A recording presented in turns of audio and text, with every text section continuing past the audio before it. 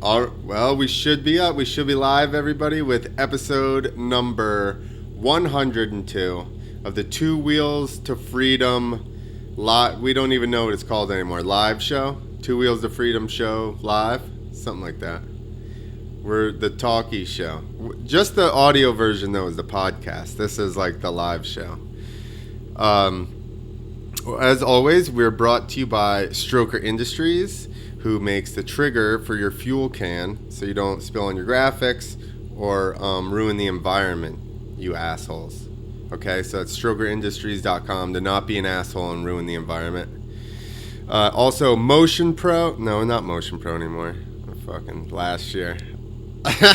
Bastards. They're on some of the logos too still. Canvas MX. You can actually... Did you know about this, Steve? You've seen Javier's gear, where Canvas MX makes him super villain gear or whatever the hell it is. And...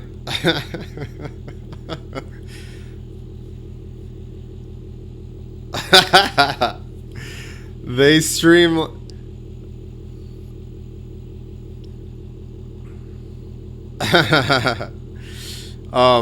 So that's canvasmx.com. You can get whatever you want on it.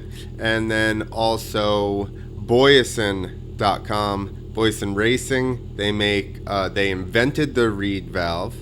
All right. They got the best reeds. They got the quick shot to take the bog out of your carbureted 4-stroke. And they got secret stuff coming up that I got to see that I'm not allowed to talk about. But boyesen.com. Go there. Get some 2-stroke stuff, 4-stroke stuff, whatever. Today, number 102, we're here with Steve Sommerfeld. Sommerfeld.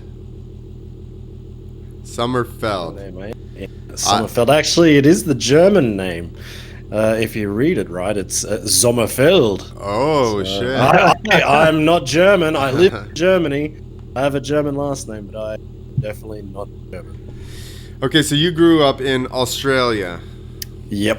Yeah, born and bred. Definitely. So, yeah, grew up there and rode bikes ever since I was 4 years old. And yeah. So how far back in your lineage was the convict that got you guys sent over there? I'm not sure exactly. This is an actual thing. I just realized. Oh, Ross, sorry. I thought we were for truth here. No, I mean it is. It just dawned on me that that's actually true. Like at some point in every Australian's family, there was a convict that got sent there, and that's why they were there. Yeah, pretty much. That's why we ended up there. No. I guess it was my great granddad was Wilhelm Gustav Sommerfeld. He went there before World War One. I think must have been about 100 years ago, or a bit over 100 years ago. I don't know why. I've got no idea, but that's the little bit of the story I know. So, but he came. The great grandmother came, and then they just spread like rabbits all through Australia. So there's Sommerfelds all over, like the area I'm in Queensland. They're just everywhere. Nice. So and then do you know what he did? That's the real. No, I don't. I've got no idea. I probably should find that out. Because actually where they came from apparently is only about 3 hours from where I'm living here in Germany. So apparently we came from a town called Sommerfeld when it was German over 100 years ago. Now it's in Poland. Like it's in this little area where it was Germany, it was Poland, it was Germany, it was Poland. It just goes back and forth like every time they have a war. So yeah, apparently it's in Poland where we're from, and it's not even that far, but I'm pretty lazy. I haven't gone. I just check. Nice. People ever see your last name in Germany and then talk German to you, assuming you're German? No, most people just start talking to me in German, assuming nobody would come here without speaking German. Yeah. Like, why would you be here if you are not German? And and then you try and speak German, it's impossible. So I'm terrible. I haven't really learned the language at all. My wife is definitely a lot better than me at it, but she's had a lot more practice, whereas I prefer to stay at home and play video games. She goes out and sees people. So, you know, makes a difference on the language skills. So I've been bloody lazy. I've been incredibly lazy. Yeah, them damn immigrants, they're taking our jobs. Yeah.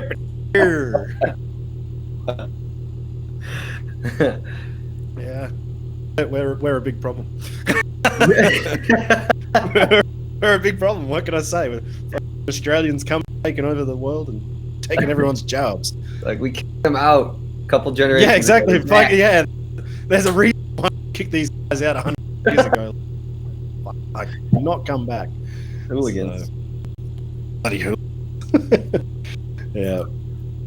I'm posting us all over the internets. That's what I'm doing. I know. I was sitting there. 3 of them.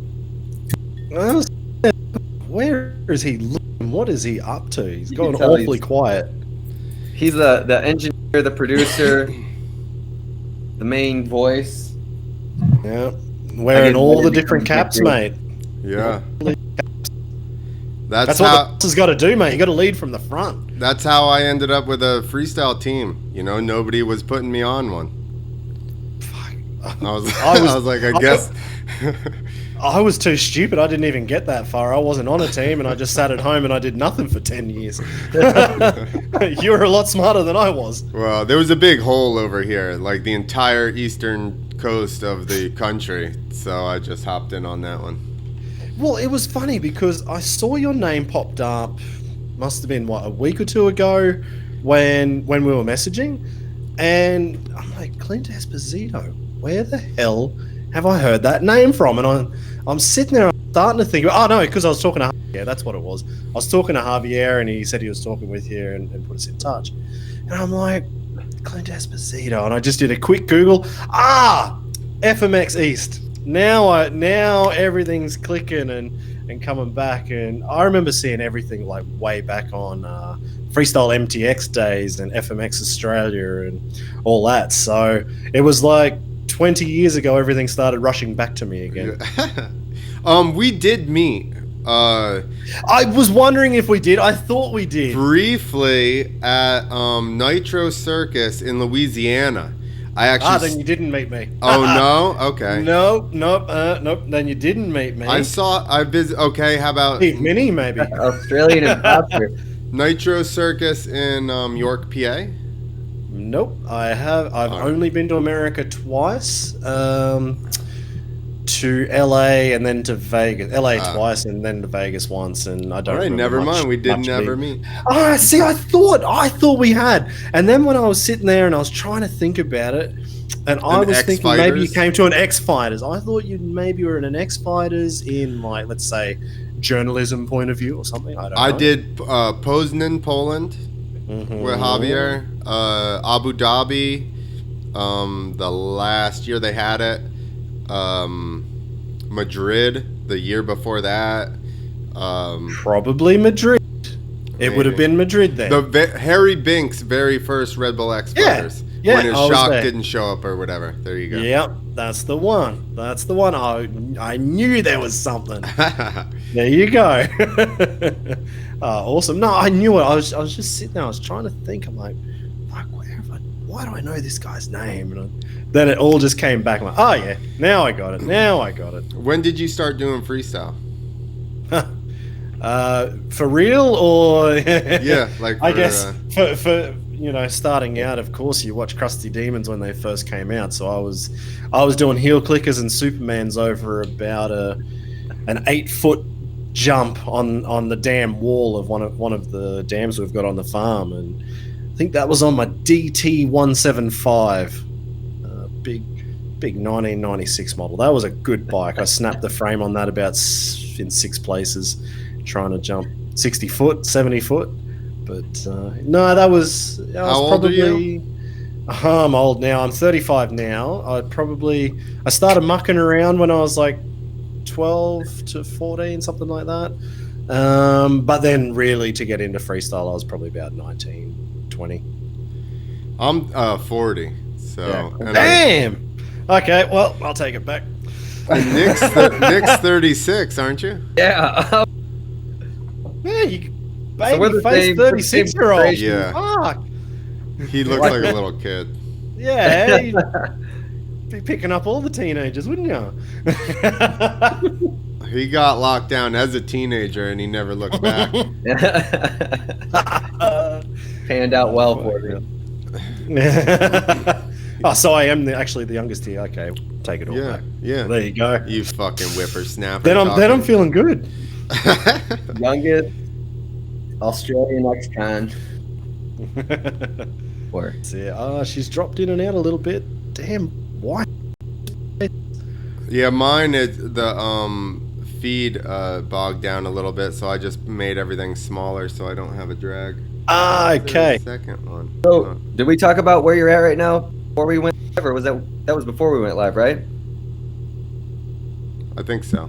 So where are you at? Let's do that. Let's explain your Wi-Fi. My Wi-Fi situation is horrible. So yeah, I'm in Germany. I'm in fairly small village near Coburg. It's about 2.5 hours north of Munich, 4 hours south of Berlin. I don't know why Germany's the powerhouse of Europe, yet the internet is so incredibly bad. I'm really surprised that for what they say, a first world country, their internet is one of the worst I've ever seen. It's shit. No, smallest, like the slowest speed you can get from telecom here is 16 megabits per second, and I am lucky to get 5 or 6 megabits per second. Download, upload is like 0.8 megabits. So that's why I'm actually surprised that this that I can even get the video out. Normally I can't get video up. It's that slow. So obviously it must be this program that you're using, because normally not possible. No way. I told him he has like Midwest internet. That's where I'm at. So it's in Jersey. I'm south of Chicago, middle of kind of the middle of nowhere. Middle of nowhere. That's about where I am too. So yeah. The live stream is good though right now. Clint was right again. The live stream always looks good. Yeah. If we were streaming from Nick's internet, we'd look like Super Mario, you know? No way, dude. That shit's good over here. All like square and pixelated. That's all I can see. Like, of you guys, I see basically Mario Kart. It's, That's how you look at it. Okay, but on the live stream, it's clear. Really?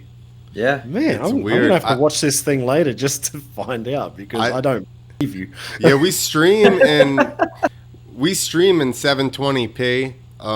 Like you said, some of the like Bartram's last week, his camera kept going in and out. And yours is a little bit blurrier, but you know, the graphics and Nick and I, for the most part, Nick fades out a little bit too. Obviously, I'm the clearest one because my camera is, you know, recording it itself. But yeah, that's it. Boss has got to have the good gear. Yeah, he flexes on everybody, but he degrades everybody with a little bit of buffering. Whatever. I cried and had to spend all this money on this fucking computer. It's not like I was wanted to spend it. It's a power move. Don't let them fool you. No sponsored computer? Come on. This thing cost me money, Steve. Ah, you're killing me. I was going to buy him a Lenovo, but he wouldn't take it. You got more connections than I do, Steve. You'll probably be good. And you're around big riders all the time. That doesn't mean anything. That means they get the cool stuff. I just I watch them play with all the cool toys. But I mean, as far as for people to interview, you know, like I got to beg them to come on my weird internet show. No, well, that's just lucky. Like, that's just luck that I get to see these guys pretty often in person. So, and I couldn't possibly do an internet show because the internet's so damn bad here. Imagine if I was trying to upload what you're putting up into the world, like 3 different feeds. No way, not possible. Which is funny actually, because I don't know if I told you the other day. I probably did. Because I was supposed to be going on Twitch. So it was funny when you said at the start of this that you're streaming on Twitch. And when I had my crash a couple of years ago, well, actually, just before I had the crash, I sent out the old sponsorship proposal, and everyone wants to have an energy drink sponsor. They want Red Bull and Monster and Rockstar and whatever. And all I wanted was a beer sponsor or a whiskey sponsor, but motorsport and alcohol, they just won't do it.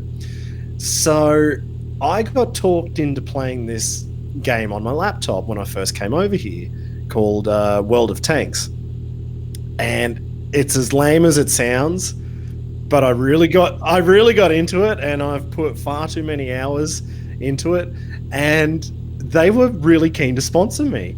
And then, of course, they emailed me 30 minutes before I went into my surgery. I'm like, just going into surgery. I'll get back to you when I know what I'm doing. Like when I get back on the bike, and we'll do the graphics kit and the helmet wrap and blah, blah, blah. And yeah, then I never got back on the bike. But they wanted me to do Twitch live streaming. So they were basically, the sponsorship would have been to pay me to play World of Tanks. Just play, stream it for, I don't know, a couple of hours a day, do YouTube videos. So this camera or this microphone I got here would have come in quite handy for that. But yeah, I never got back on. I never did shows again. So sponsorship just disappeared into nothing. Bummed. So your gameplay alone wasn't enough. It probably could be, to be honest. That part's not a problem. I'm not to be a big head, but I'm not too fucking bad at that game. More like so. But the thing is, though, after the crash, basically, I didn't do a damn thing for 1 year. Basically, sat here for 1 year, just played 12 hours a day, World of Tanks. So it would have been perfect. I'm pretty fucking good. I'm pretty professional at this thing now. What do you do at World of Tanks? Just blow shit up. You just shoot tanks. That's all you do. It's like the longest game that you... Oh, not the longest game. Like, when the game starts, it takes like 30 seconds before you even see thing to shoot at. And then after one shot, it takes the 10 seconds to shoot. It's like Call of Duty for people. So, like, I love Call of Duty. I was all over Call of Duty big time on the Xbox. But when we moved to Europe, we just came with a bag. And so we've lived in Europe for 6 years and without a TV. And yeah, so it was a friend of mine, Fabian Bauerzachs, who actually is an old freestyle rider. I guess you should remember that name, Clint. Sounds familiar. Fabian Bauerzachs. He was like one of the first German freestylers, and yeah, I'm renting. This is his apartment that you can see behind. Nice. So I'm renting off of him, and yeah, he got me the game, and yeah, so I've just been full gas playing this stupid game, and so is this the same thing that has World? I'm looking at it, Warships and World of Planes or Warplanes. Yeah, I haven't played those ones. I only play the tanks because you're committed. I'm exactly committed. I'm not changing. Like, and then actually, because my wife bought me Call of Duty for the laptop, I'm like, nah, don't have time. I'm not changing games. I'm full gas on one or nothing. That's it. So I've got a brand new Call of Duty in the cupboard, and I haven't even played it yet. Damn. Do you think? What if one day the German government comes to you and they're like, "Hey, so we now have drone tanks, and we need people to operate them, and you're really good at this. You're the hero. We see that you've been training for 10 years now." Man, I'm surprised I haven't got a call from I don't know, maybe the Australian government, the army or something. Maybe they'll give me a call. Maybe the Germans have put me on. They're like, well, you can do it remotely, maybe. Or actually, to be honest, it'd be so much better to go drive tanks with a fucking blade on the front. Imagine you just driving around. You got to go to war, but your jumps up instead. How awesome would that be? No, the troops behind you are on bikes. Oh man, it's just like fucking what was it? Charlie's Angels when Renner does that Yeah. KOD and then shoots behind him. Exactly. Oh my God. Exactly. Like you could be coming along, just building the lip, you get out of the way and off goes the bike. Easy. So no, actually, well the funny thing is from this tanks thing, they wanted me to actually go to, I think it was Thailand or Philippines or something, to do like the relaunch, like World of Tanks 1.0, and it was a year ago or 2 years ago, and they wanted me to go drive tanks and go shoot them and things like that. But we had a fucking night of the jumps on the same weekend, so I couldn't go. I was like, oh, this is a hard decision here. Like I almost had to call the boss and sorry, I'm going to drive tanks. Yeah. Listen, we need to get you a replacement. I'll do it if you need to go drive tanks or something. Yeah. Yeah. You're just a cat wrangler, right? I did that for a long time. You know, you're just like, Exactly. what are you doing over there? We need to be here? Did your stuff Exactly. come? Set your bike up. No, when it gets to that point, that's my wife's job. At that point at the event, she looks after the riders and like, all right, everyone, this is what you got to do. All I have to do is get them there. If they get on the plane and they all arrive, hopefully with their bags, then my job is complete. So then for the weekend, I just chill out and I don't know, just walk around and speak a lot of shit and watch training. And I guess the hardest part of my job on a night of the jumps weekend is doing the commentary. So, and you do live commentary in the room, you said? Yeah. So we hopefully, it depends on every arena. Every arena is different as to where they can set me up, but it's better if I'm at least looking over the event. There was a show, or there was a competition, I can't remember where it was, and I was stuck in a room looking at a wall with a monitor in front of me, and I had to live stream commentate this competition. And whoa, oh man, Luke Ackerman just did a double backflip. Oh, the crowd's going crazy, and there were people walking behind me taking like, food to catering, going, "What the fuck is this guy speaking?" Like, because obviously I'm speaking English. I don't know what country we're in, but obviously they weren't speaking English. Like, why is this guy going so crazy looking at a wall? But yeah, normally I get to watch the event. So obviously you guys have whatever country you're in, you have a native announcer. Yeah, so the actual event, they'll have their own native announcer. They'll carry on and do what they're doing, and I just do the live stream. So last year it was a pay-per-view live stream. This year I'm not sure if it is. I think they're going to go back to Facebook. So don't quote me on that. I hope they do, because that's when we hijack it. Yeah. don't tell anyone in America about that. Hey, that's what we're. Listen, they got the exclusive some deal. There's tens I don't know of what it is. There's tens of people that watch us, Steve. So we'll have the whole. It'll American... probably be the guy who's dealing with this. It's like, fucking, we got him. We knew they were gonna do it. Send him back to Australia. Yeah, fucking get rid of this guy. He's back to his fucking contacts. So no, it's awesome. I love doing live stream commentating.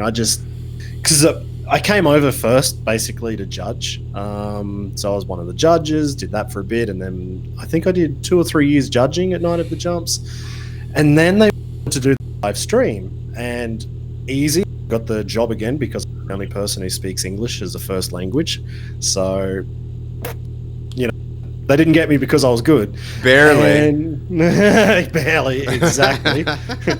I don't speak American. That's right. That's right. Let's hear your American accent. Yeah, I don't speak American.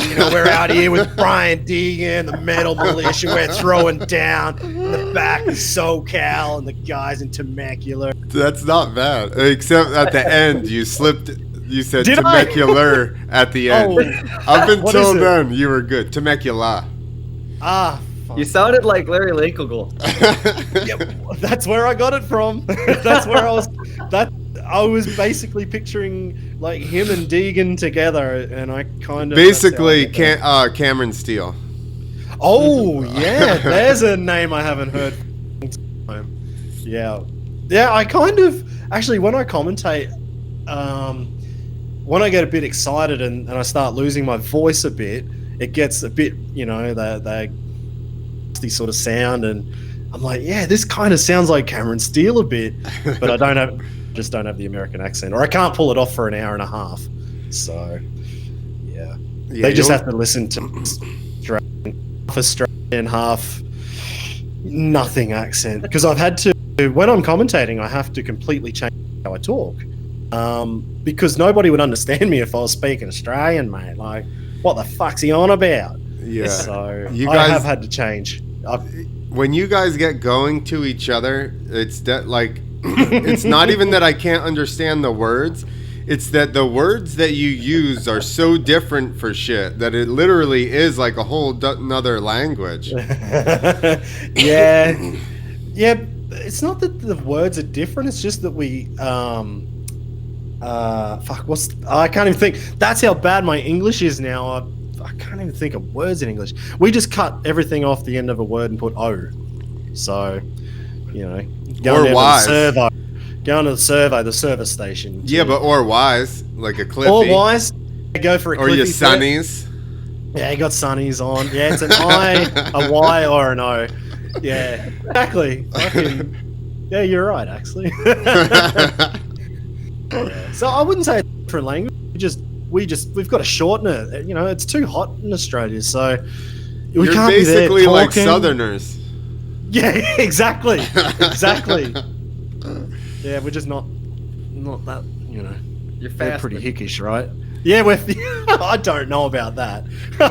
Well, that part I'm not sure. Southern about. slang is like just slow it down. He probably grew up by a city. I bet if you went out in the middle of nowhere in Australia, they're the same way. Yeah, what do they call? What are Australian hillbillies? Bogans or something? Yeah, bogans. Yeah, I am a bogan. Absolutely. Any rider in freestyle from Australia is a bogan. Oh yeah. Oh, look at that! See, I fell asleep at X Games, and him and what's his name? Were laughing at me, calling me a bogan. Clint and Adelberg. Yeah, Adelberg. Adelberg. Who? Clinton and Adelberg. Me. No, me and Adelberg. Oh, this Clint. Yeah, definitely. Fuck, mate. Adelberg's one of the biggest bogans you'll ever see. Like, yeah. He was called the kettle black. Nah, he's way more bogan than me. I'm saying he called me a bogan.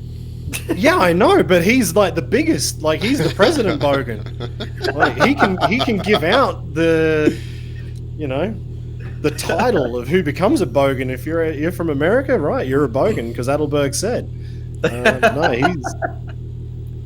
Good night for him's like going out on a Friday night and having a good punch, and they love a bit of a fight down there. That's why I get along with him and like Clinton more and those two guys mainly. Like whenever I go places with Javier, because Javier doesn't go out, he just goes back to the room, so I end up because he's not allowed to go out. So I end up going out with Clinton and Rob all the time when I'm at those things. Yeah, they don't mind a little bit of a biff. So they're bogans. They're absolute bogans. But I'm a bogan as well. So we got kicked out of a Red Bull after party because they started tearing shirt sleeves off, and then shirts were gone, and then the place was like, nope, and just kicked all of us out, like 10 of us. Oh yeah, the whole after party. Oh, for some shirts getting ripped? Come on. Yeah, well, we were basically shirtless at that point. So. Where was this? I want to say Madrid. Madrid or I'm surprised. Maybe Abu Dhabi. I bet it was Abu Dhabi. That would explain it. Yeah, Abu Dhabi. Nope. Yeah, you can't be looking like that in Abu Dhabi. Yeah. So, Rejected. No. I'm like, this is the reason the after party here, all these guys, and they're like, no. Nope, it's not happening. So, yeah. No, we're bogans. Like any freestyle rider from Australia, you have to be a bogan. You've come from, sorry, you've come from the bush and you ride motorbikes. You're a bogan. Simple as that. I mean, I wouldn't argue. I live in New Jersey, but I would venture to say that most of the people I went to school with would consider me, you know, a redneck because I rode dirt bikes. Yeah. Where can you go riding a dirt bike in New Jersey? So we used to go to quarries and stuff, but I mean they're all illegal unless it's a private track or a public pay track. You're pretty much just riding, you know, illegally. So yeah. So then, where did you learn like to do freestyle there? Like you've had to build a ramp and go somewhere, surely. Yeah. Yeah, I built a ramp, and then it actually took me a while, but then I finally got a practice spot like right down the road here. But then I went to, I guess, there was just other people. Hartman had a place in Pennsylvania. Like I said, eventually I did have a little riding spot, just one landing. And then I would go to Greg's, and I learned how to flip at Travis's house mainly. As you do. As everybody does. As everyone. I just learned to flip at Travis's house, you know. A biggie. Dude, he'll let anybody in. Yeah, if I knew that, I would have been there. Man, childhood dream right there. Yeah, I was there learning to flip when they were doing the very first video. Really? Yeah. Whoa. And we were actually slept in the room where his computer was way upstairs where he was editing. So we actually messed around and looked through like all the footage and stuff on there as it was like half edited. Way, that's cool. I went to the premiere of the first movie with them. They had a premiere in Maryland, and I rode there with Travis in his truck. And then when we left the movie, this was before he was married, obviously. When we left the movie, the girl that was with him, like, kind of went to the back of the truck or something, so I hopped into the passenger seat, and Travis's dad walks over and kicked me out of the passenger seat and pulled the girl out of the back seat and put her in the passenger seat. That's a fucking military drill right there. He was like, "You out." He goes, "Hey," grabbed her, and I was like, she chose to go to the back seat. I didn't. Yeah, you were just going with equal opportunity. There was an empty opportunity. She had the opportunity. She left ahead of the game. Man, ahead of the game. Me too. So progressive. No, Robert was like, "You ain't gay, Travis. Don't even try it." What? Have you ever met Robert? No, I haven't. Oh, dude, he's just what he's depicted. Both, like Travis is the same way. I tell people that he's just all thumbs up all the time, and Robert's just as he is in videos. Like he'll just challenge you to a push-up contest or whatever. Like, fuck, then it's pointless because I can't do a push-up, so he can challenge me all he likes. Then nothing's happening here. Then he would not remember your name, and he would just call you freestyler all day. Perfect. Then if I don't have to do anything physical other than riding my dirt bike, I will be happy. So yeah, I mean, because I used to, when you watch those videos and you see Travis in the gym there when he's training his ass off to ride Supercross or whatever, and I'm like, there's no way in the fucking world I would go to a gym anyway, but to do that, nah. That's his no downstairs. Way. Yeah, exactly. Like I wouldn't go downstairs to it. Like, no way. Well, the one day Robert and his Marine buddies or military friends are in the gym working out. Yeah. And Travis, we're upstairs, and Travis is just like, "Yo, my dad and his buddies are working out downstairs. Do you want to basically, let's go downstairs and we'll end up competing with them." So like. Sure enough, exactly. Sure enough, we go down and we start like getting on some other machines, and then Travis starts chirping at his dad, and they're back and forth. And next thing you know, we're into who can do the most push-ups, who can bench press their own weight the most, who can do a plank the longest. Like, so I beat his dad in No way. bench pressing your most weight. I actually beat everybody in that.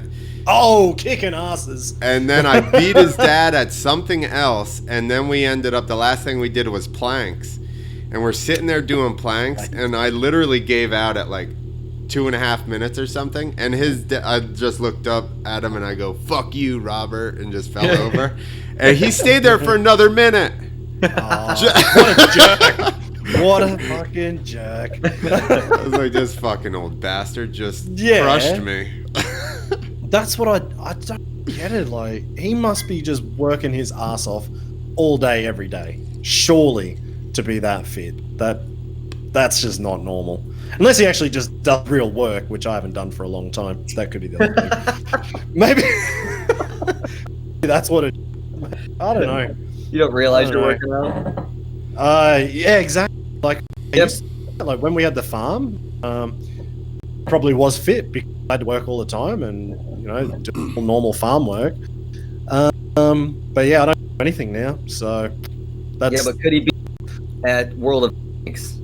No way. Exactly. No. The important stuff. Exactly. Exactly. There's a challenge online to World of Tanks. Yeah.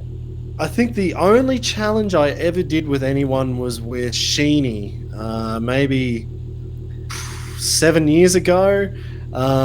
So yeah, him, his dad, and his brother, like they also were doing like their own little competitions. And they had the rowing machine, and yeah, I don't go to the gym.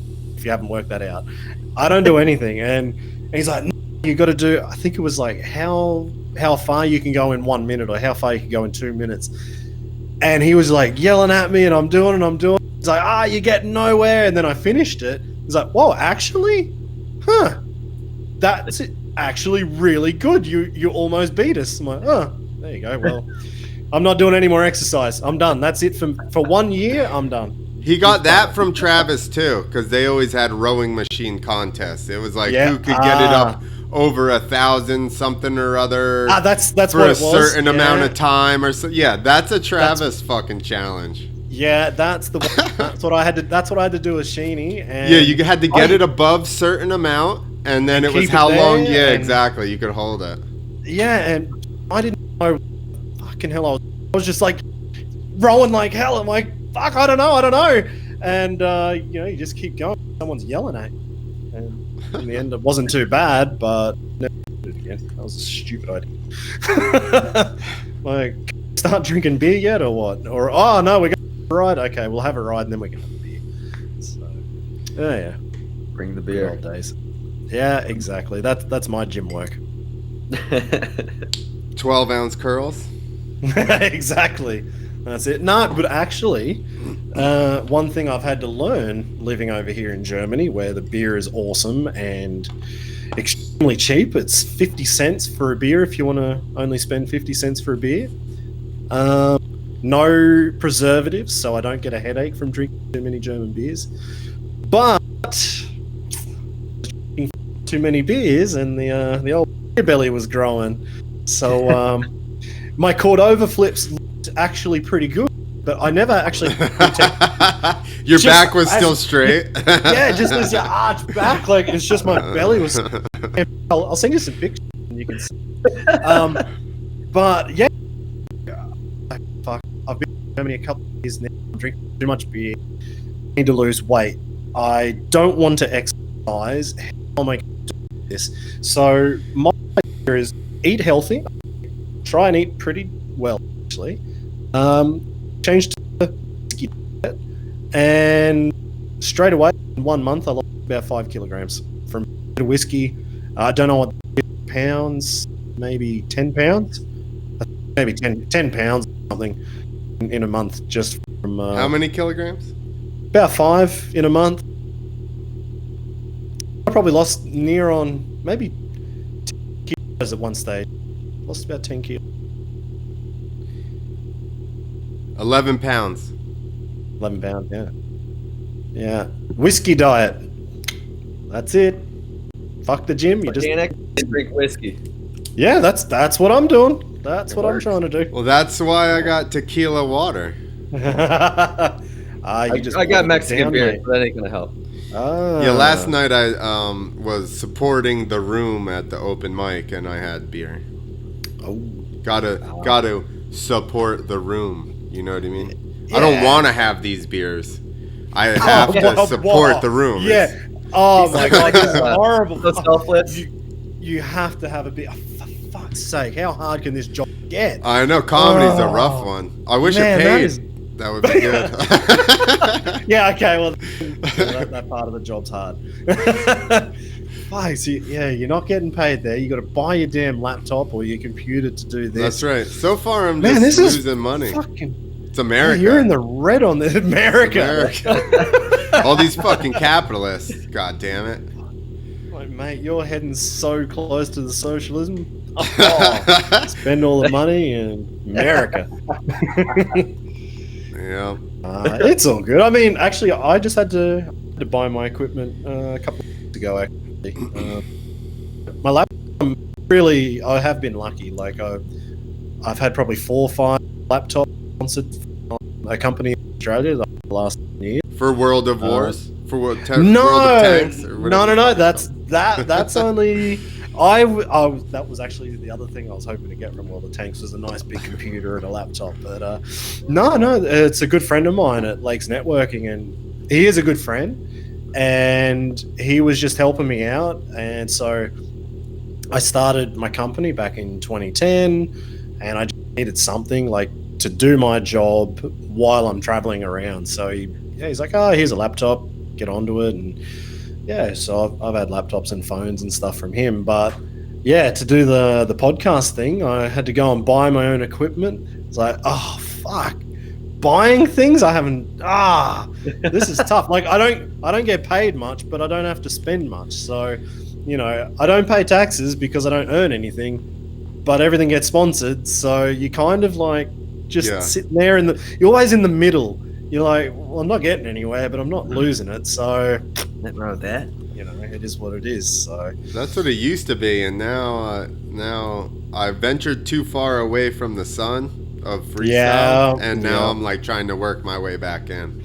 Coming back. It's like I used to tell people about riding. It was like stripping. It's too easy to just be scared for like 2 nights and make a couple grand. Never spoken to a stripper about it, but I suppose that would be their ethos. Right. Yeah, it's just too easy. I could do something else that would suck and I'd have to be there all week, or I can just be terrified for 2 nights and then chill. Yeah, well, that's the thing. And obviously my retirement came from injury, but I think first let's talk about your podcast, because we basically kind of touched on it, but we didn't. We didn't. Right. We're just speaking shit, aren't we? Yeah. we're just sitting here going in all sorts of circles. Well, we might as well at least, some of the people like our main guy that watches everything, Danny. I'm sure he'll probably would like to see it. And Moto Pimps YouTube right now. Moto Pimps shares everything ever that was freestyle. So I'm sure. Oh, cool, nice. So you actually just started. Did you post up a podcast? Yeah. So, the idea for this podcast, as I said to you just before, you didn't press record, but we had that little test and we crapped on for like 20 or 30 minutes. I just started this podcast, but I've never really listened to podcasts at all. And it was a friend of mine in Australia, and a couple of years ago said, you know what you should do? You should start a podcast. They're a big thing, and, people are getting into podcasts. And back then, I think it was at that stage where they had gone up, like people were listening to them. And then they dropped off for maybe like a year or two. And I think maybe the term podcast wasn't cool, and it didn't really get anywhere. And then the last, 1-2 years, it's really taken off. So he told me about this, doing a podcast, and I'm like, nah, stupid idea, won't work. People just want to watch freestyle on Instagram, they want to watch YouTube, they want to go to the event, they don't want to listen to somebody just talking about it. No, it's never going to work. And I didn't think about it. And then a couple of months ago, he said again, he's like, have you thought about doing a podcast? I'm like, nope, still not going to work. It's 2 years on. Nope, no way. And then, I don't know, I looked into it a little bit and went, fuck, actually, I think he might be right. So, yeah, my friend Joel, I think he nailed it. And so I decided to start one. And yeah, I just released the first little intro just 3 days ago. But that one was just the intro, basically to get all the podcast channels to approve how it all works. I think that's how it works. So I don't know if you need to have multiple, especially like for Apple to pick it up. You might have to have like populate it with the feed with a couple of episodes before it gets picked up. I'm not really exactly sure, but I would think that probably once you put it like 2, 3, 4 up, then they would accept it. That might be it. So at the moment, Apple been accepted by Spotify. They'll make you wait like a week or two anyway. Yeah, well, that's why I put this one up a couple of days ago. So my plan was to start it next Tuesday. Will be the first one with Josh Sheehan. And then I just wanted it to be like every fortnight. I think I can handle every fortnight. And the game. That's all in America. That's what that means to us. What's a fortnight other than the game? Oh. The game. Oh, yeah. Yeah, cool. Fuck yeah. We're American. We're American. Tuesday, We don't know every Fortnite. Tuesday I get to fucking go play games. Cool. Easy. Fortnite. Yeah. So, yeah, no. Is that a week?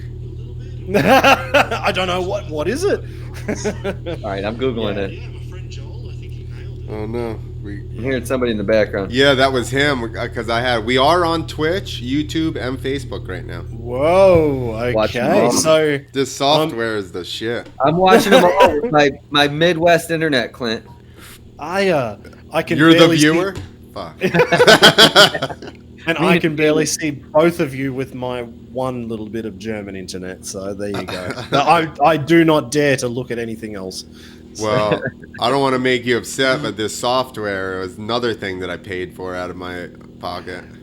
I downloaded because I thought when you wanted me to use this, whatever it is, I downloaded the trial. The trial, and then it showed me the price for to buy it. I was like, yeah. Oh, okay. Yeah. Okay, that's an investment. That's an investment. Well done, sir. You're all in. I'm in. What are we gonna do, dude? It's 2 wheels to freedom from a regular fucking monotonous job where I want to kill myself. Yeah, exactly. Well, my whole plan is to never work a real job in my life. So this 3 years since I've gotten hurt has been the most that I've worked regular jobs in my entire life. Yeah. Well, I'm the same. This 1 year working for Night of the Jumps, I've never worked this hard in my life. But you're still at least in, and you're not 9 to 5. No, it's like midnight to midnight. But it's hustle, get your stuff done, and then. Yeah. But the funny thing is, I don't like hustling. No. No, because hustle means I have to really fucking think about working, and I don't. I like to put in the work intensely, and then chill out. Yeah, no, actually, I am. That's what I do that. I'd rather just get it done than chill out. But no, the cool thing is, like, okay, I work for Night of the Jumps, but I am still a freelancer, and I just do it under my own company, and I just work when I want, where I want, and it's cool because they're just paying me to think about riding or think about motorbikes and think about freestyle. So it's not work anyway. I'm going to be doing it for free. So, right. You know, if someone pays me to do it for free, perfect. If I make a podcast and I get a box of beer from a sponsorship, perfect. You know, all those little things, perfect. That's actually I'm working on that right now. I need to schedule a pickup for our case of beer. I've been waiting. Who's sponsoring you? Carton. It's a Carton small, beer. Carton Brewing. It's a New Jersey brewer. Perfect. So we're going to get what I asked for was 4 of each beer. I would send 2 of each to Nick, and I would have 2 of each. And then our intro for the podcast would be us tasting the beers and talking about the sponsors, and then introing the guest. Only 2. So then what do you do for the next episode? You refill it with tap water? Well, it's 2 of each beer. So they have a bunch of different types of flavors or whatever you want to call it. Yeah. No, that's cool. Well, if they send beer to Europe, let me know. Give us a hookup. I need a beer sponsor. Yeah, actually, Germany.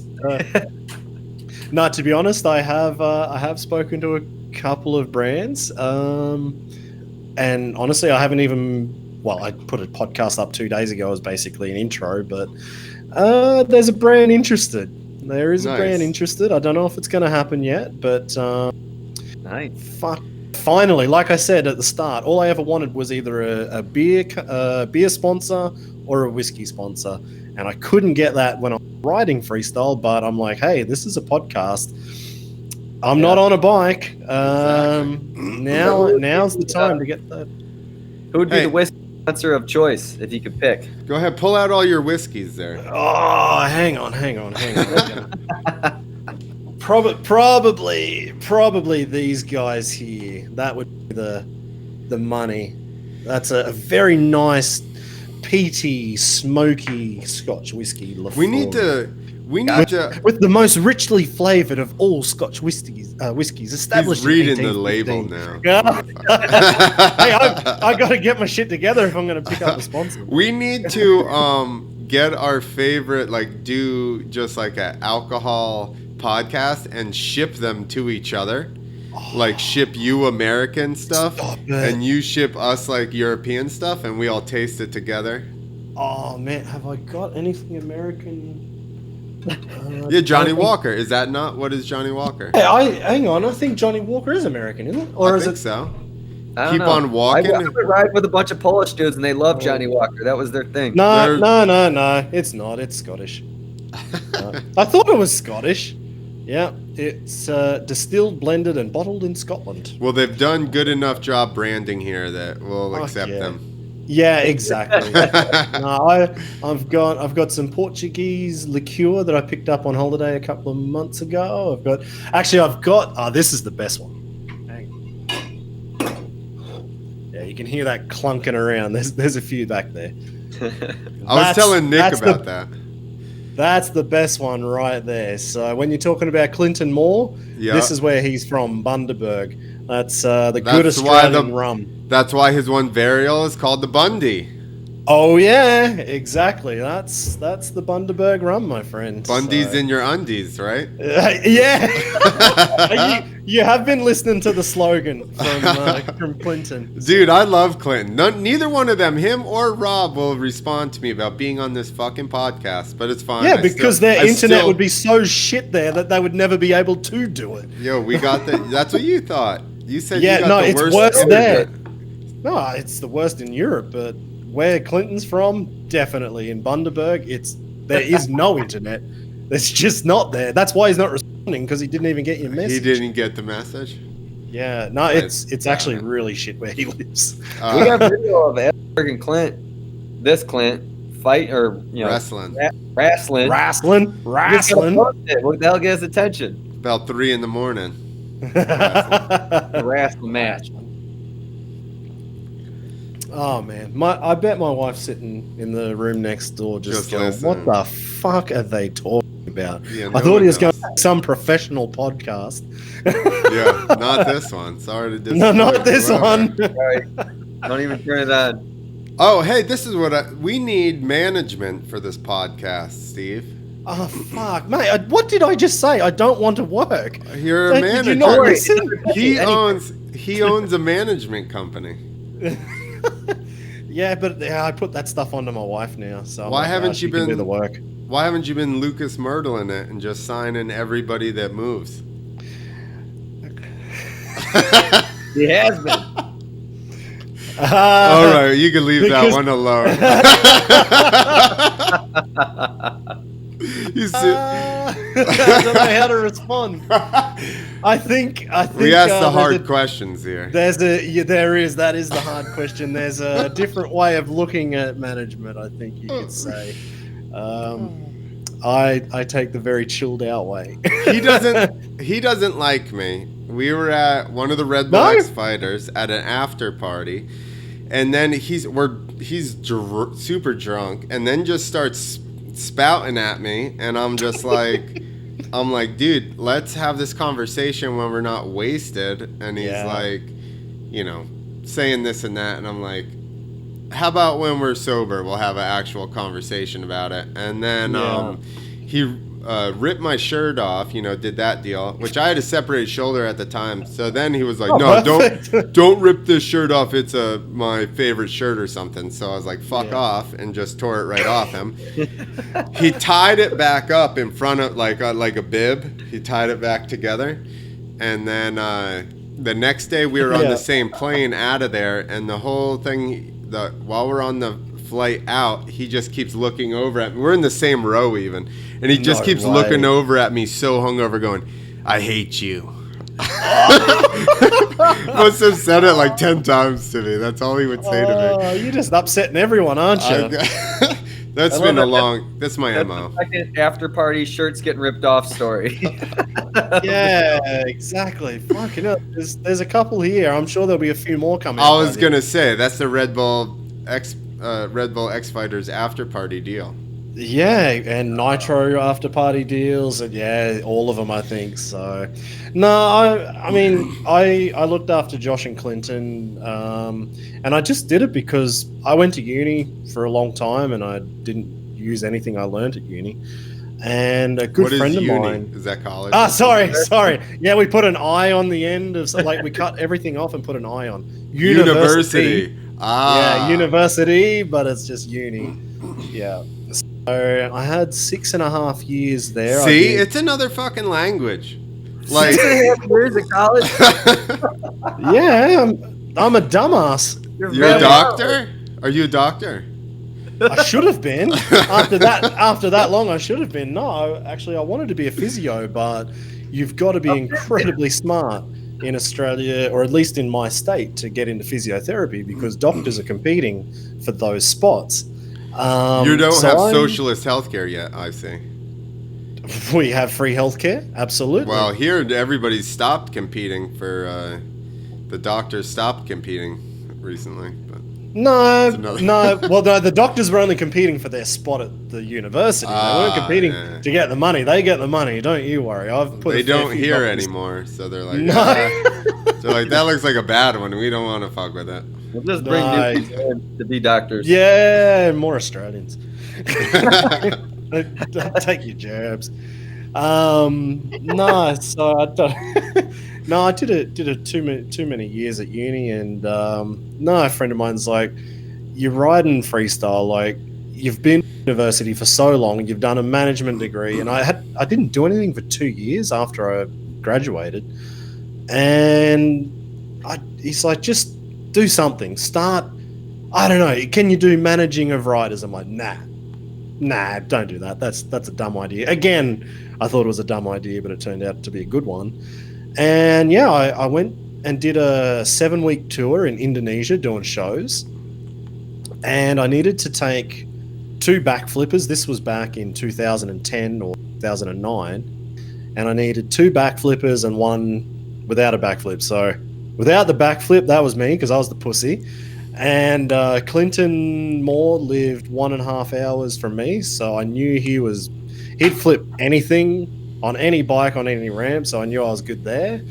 And I knew of Sheeny because I knew he had already been to Indonesia the year before for another show. So it was just us 3, and we chilled out for 7 weeks. And by the last, it was like one of the best trips I've ever done. It was fucking cool. Getting the shits and all those sort of things, and getting into trouble and whatever things you do in Indonesia, and yeah, we got to the last. I've never been. Do tell. No, I can't. It's kind of, I don't know. What do you do when you go to Cancun? I don't know. It's the same thing. Um, Uh, I went somewhere near Cancun, and I can't tell you that story either. yeah, there you go. So it's like Bali and Indonesia is like to Australians is what Cancun is to Americans. So But no, less but Mexican. yeah, exactly. So we got to the last round, and I was like, "What are you guys doing for sponsors?" And they're like, "Oh, we've got nothing, or not many sponsors." And I'm like, "Oh, what events are you doing?" Because clearly they could fucking ride a motorbike, but they didn't have a name at all. So is this, And I, this is you took them from you got them right in the beginning. yeah, right at the So do you still yeah. manage them now or no? No. It all stopped basically as soon as Sheeny won Red Bull X Fighters the tour. I was like, Yeah. well, I'm fucked. Like that's the Yeah. end of me because up until that point, I could get him shows. Shows are easy. I could get the boys shows or competitions, and so they went from like we got them into Nitro Circus, X Fighters, Night of the Jumps, and X Games all in 6 months. So that was pretty cool because I didn't know anyone. Like talking to guys in America, like all the big boys. I'm just some kid from Australia at the time. Like who am I and who were they? Like no one really Yeah. knew them or me. And but yeah, in 6 months, like Clinton doing a vault was huge. Like that opened a lot of doors was from Clinton. And then when he crashed, he couldn't make a couple of events. And I'm like, well, actually, there's this other guy that I'm helping. His name's Josh Sheehan. He's a young guy. He'll throw down. And yeah, the two of them just they paved their own way. And I just helped them open the doors, and they did the hard work. So yeah, it was awesome. But so I was we were doing it, yeah, for 5 years with Sheeny and Clinton, and it was awesome. But as awesome as it was, I wasn't riding much. I was trying to being in Australia, I've got to have the American time zone to deal with. I've got the European time zone to deal with, and also anything in Australia. So I was kind of like 16, 18 hours a day, pretty much just on the phone every which way or sending emails or just trying to do something.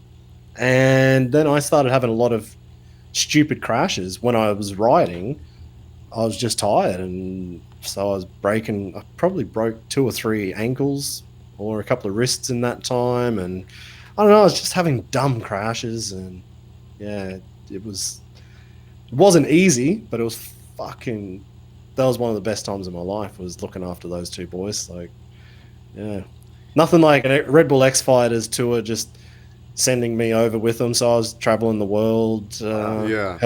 helping them out, and it was cool because they were friends first before doing the management, and I think that's the best part. It wasn't about business, and I'm not about business. I'm not about money. I don't like a podcast is not about fucking money, as you have found out. You don't start these. I don't do anything going into it to make money. If I wanted to do freestyle for money, I would never have started because I've spent more time broken and injured and without money. So if someone's stupid enough to pay me to come ride and do the occasional backflip, I'll go do it. But I never got into it for money. And I never got into the management really for money. I wanted to help them, and I did, and it was cool. And the work we did together, they got into stuff. It supported me, and yeah. But once they both really got to that high level, and Sheeny won X Fighters, and then Clinton won X Fighters the year after.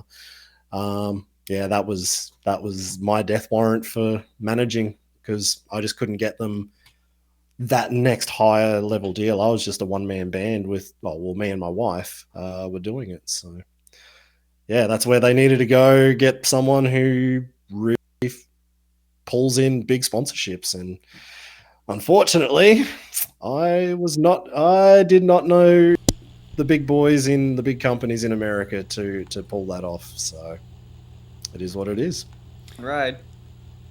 It was a fucking fun ride. And the cool thing is, everything that I did back then is helping me now. because I still have all those same contacts. I work at the World Championships at Night of the Jumps purely because I was Josh's manager at the time. So I wouldn't be here if it wasn't for working with those boys back then. I think you said a couple of things in there that I totally agree with, and even, I don't know, kind of live my life on. The fact that you said that you didn't start riding initially for money or whatever, and that's not why you did it.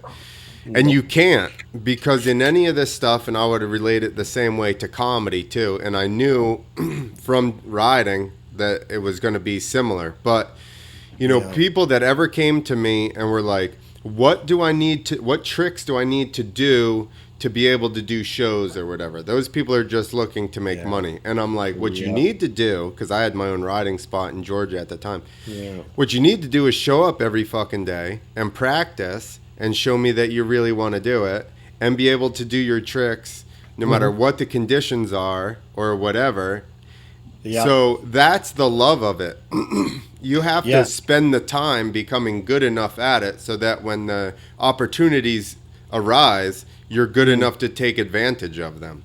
Yeah, exactly. I completely agree with that. Like, I just did it because I wanted to be riding like Travis or riding like Kerry Hart or Brian Deegan. Like, I just watched those videos and I'm like, that's fucking cool. Or, posters of Sinkmars jumping over the house and, just all that stuff.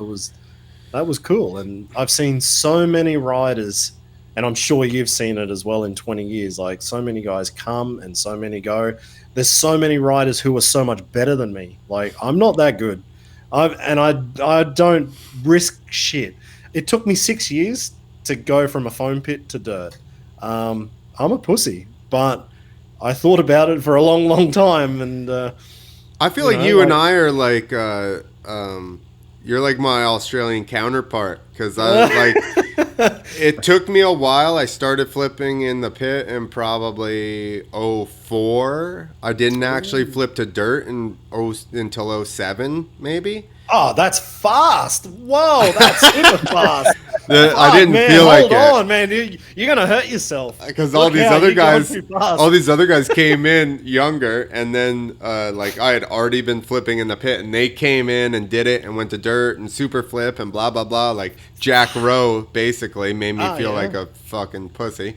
I was like, he was like 17 at the time too, and he was just, I'm like, freaking me out. And Hartman goes, listen, his timeline doesn't affect you at all, so just settle down. I was like, okay, you're right. I'm old and brittle already. I need to. Yeah, exactly.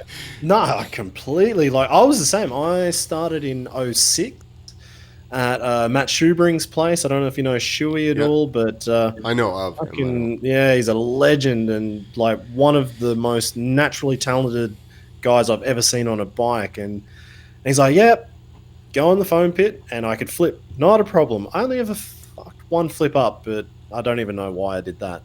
But every flip, perfect. Just, there was not a problem. But I could not go to dirt and jump that ramp and do the damn backflip. You need now the airbag landings. That would have been the perfect intermediate, right? Right? That's 100%. That's what we needed. If I had that, I probably still wouldn't have done it because I was such a bitch. I could not find any more excuses. Like, I think I rode with Shuey for 2 or 3 years at least at that point, or from that point of learning in the foam pit was 3 years just at his house.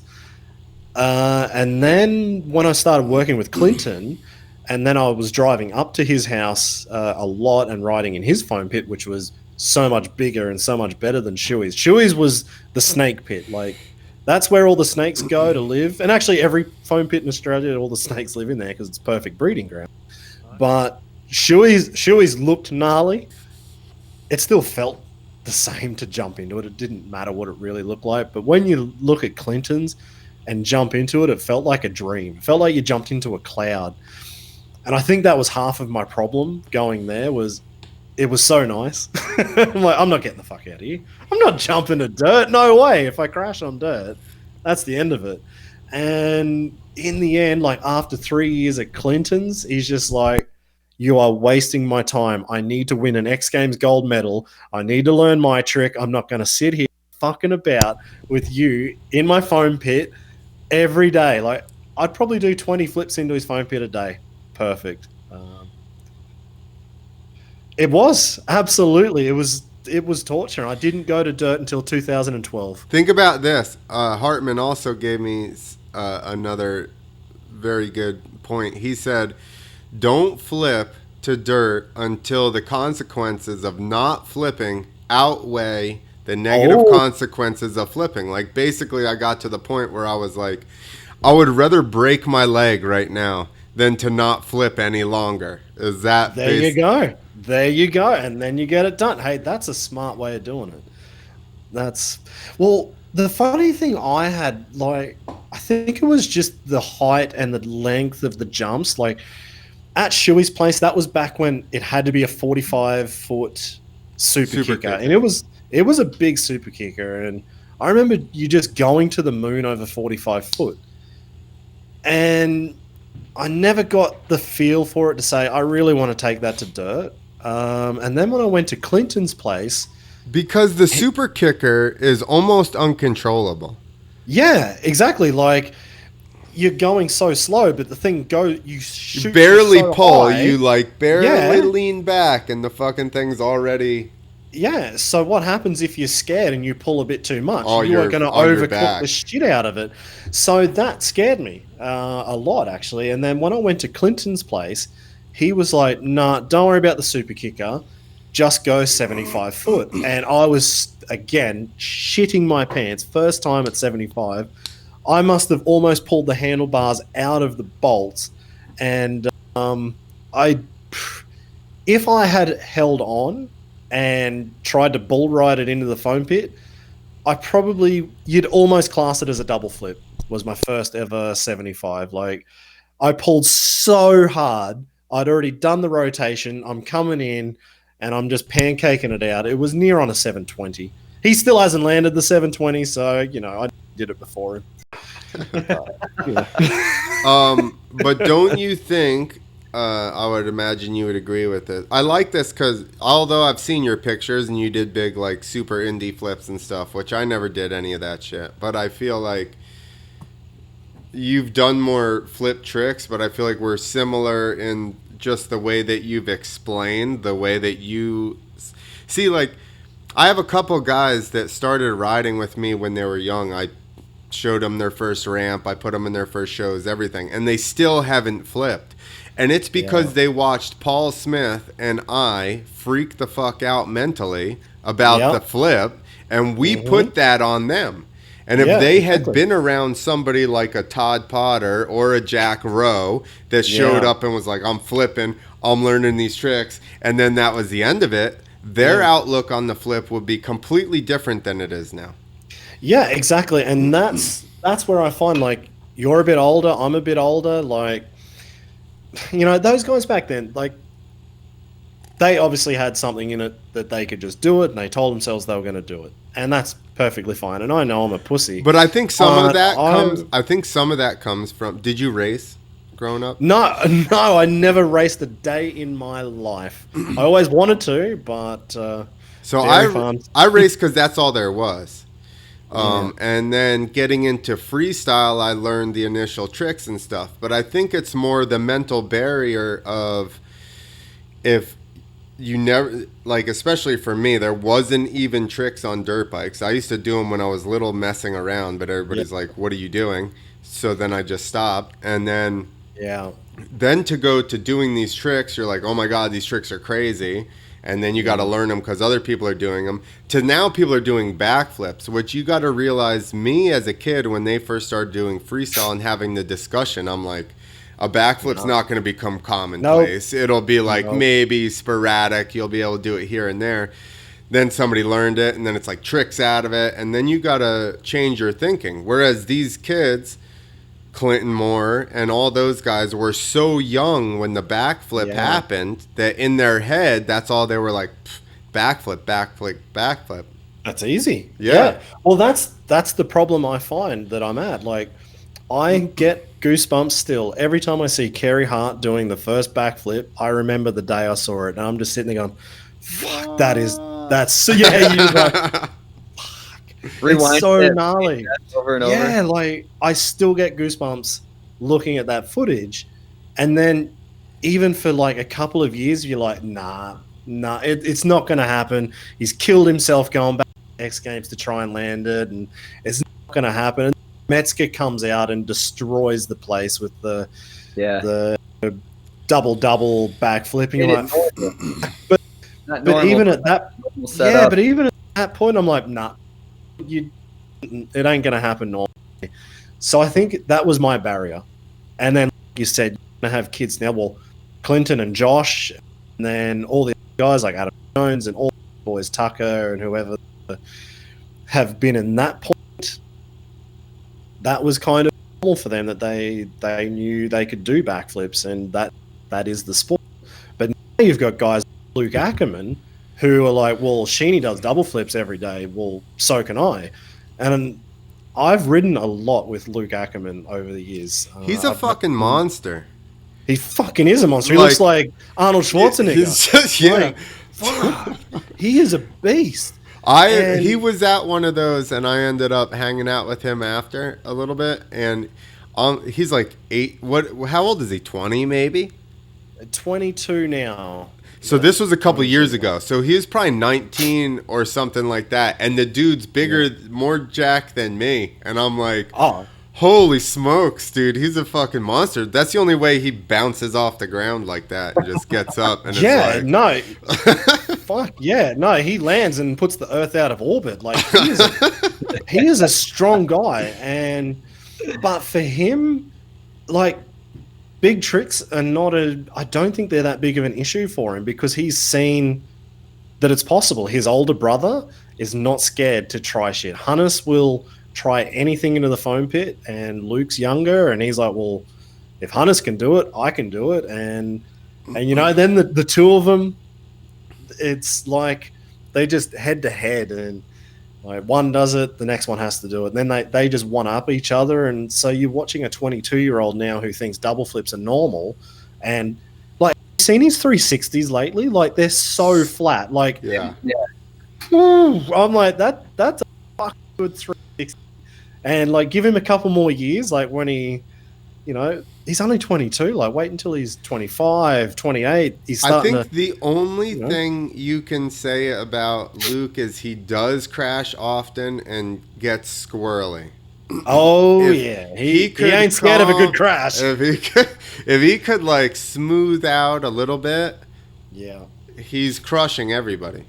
Yeah, I would say it was 2 years ago. He was 50-50. Actually, it was more. It was probably, let's say if there was 10 Night of the Jumps events, I think he went down 6 or 7 times. Damn. Like, he just, most of them on that fucking stupid surfer to tsunami That's backflip, insane. standing on the seat and going But for it. And I'm who like, else? Who else could crash that multiple times and not, Yeah. and be like? I can't think of many. Guys. That I would- tell you, I don't have. I used to be like, I can jump up. I'm not in the shape now. I know if I jump Yeah. off, I'm just gonna explode a leg.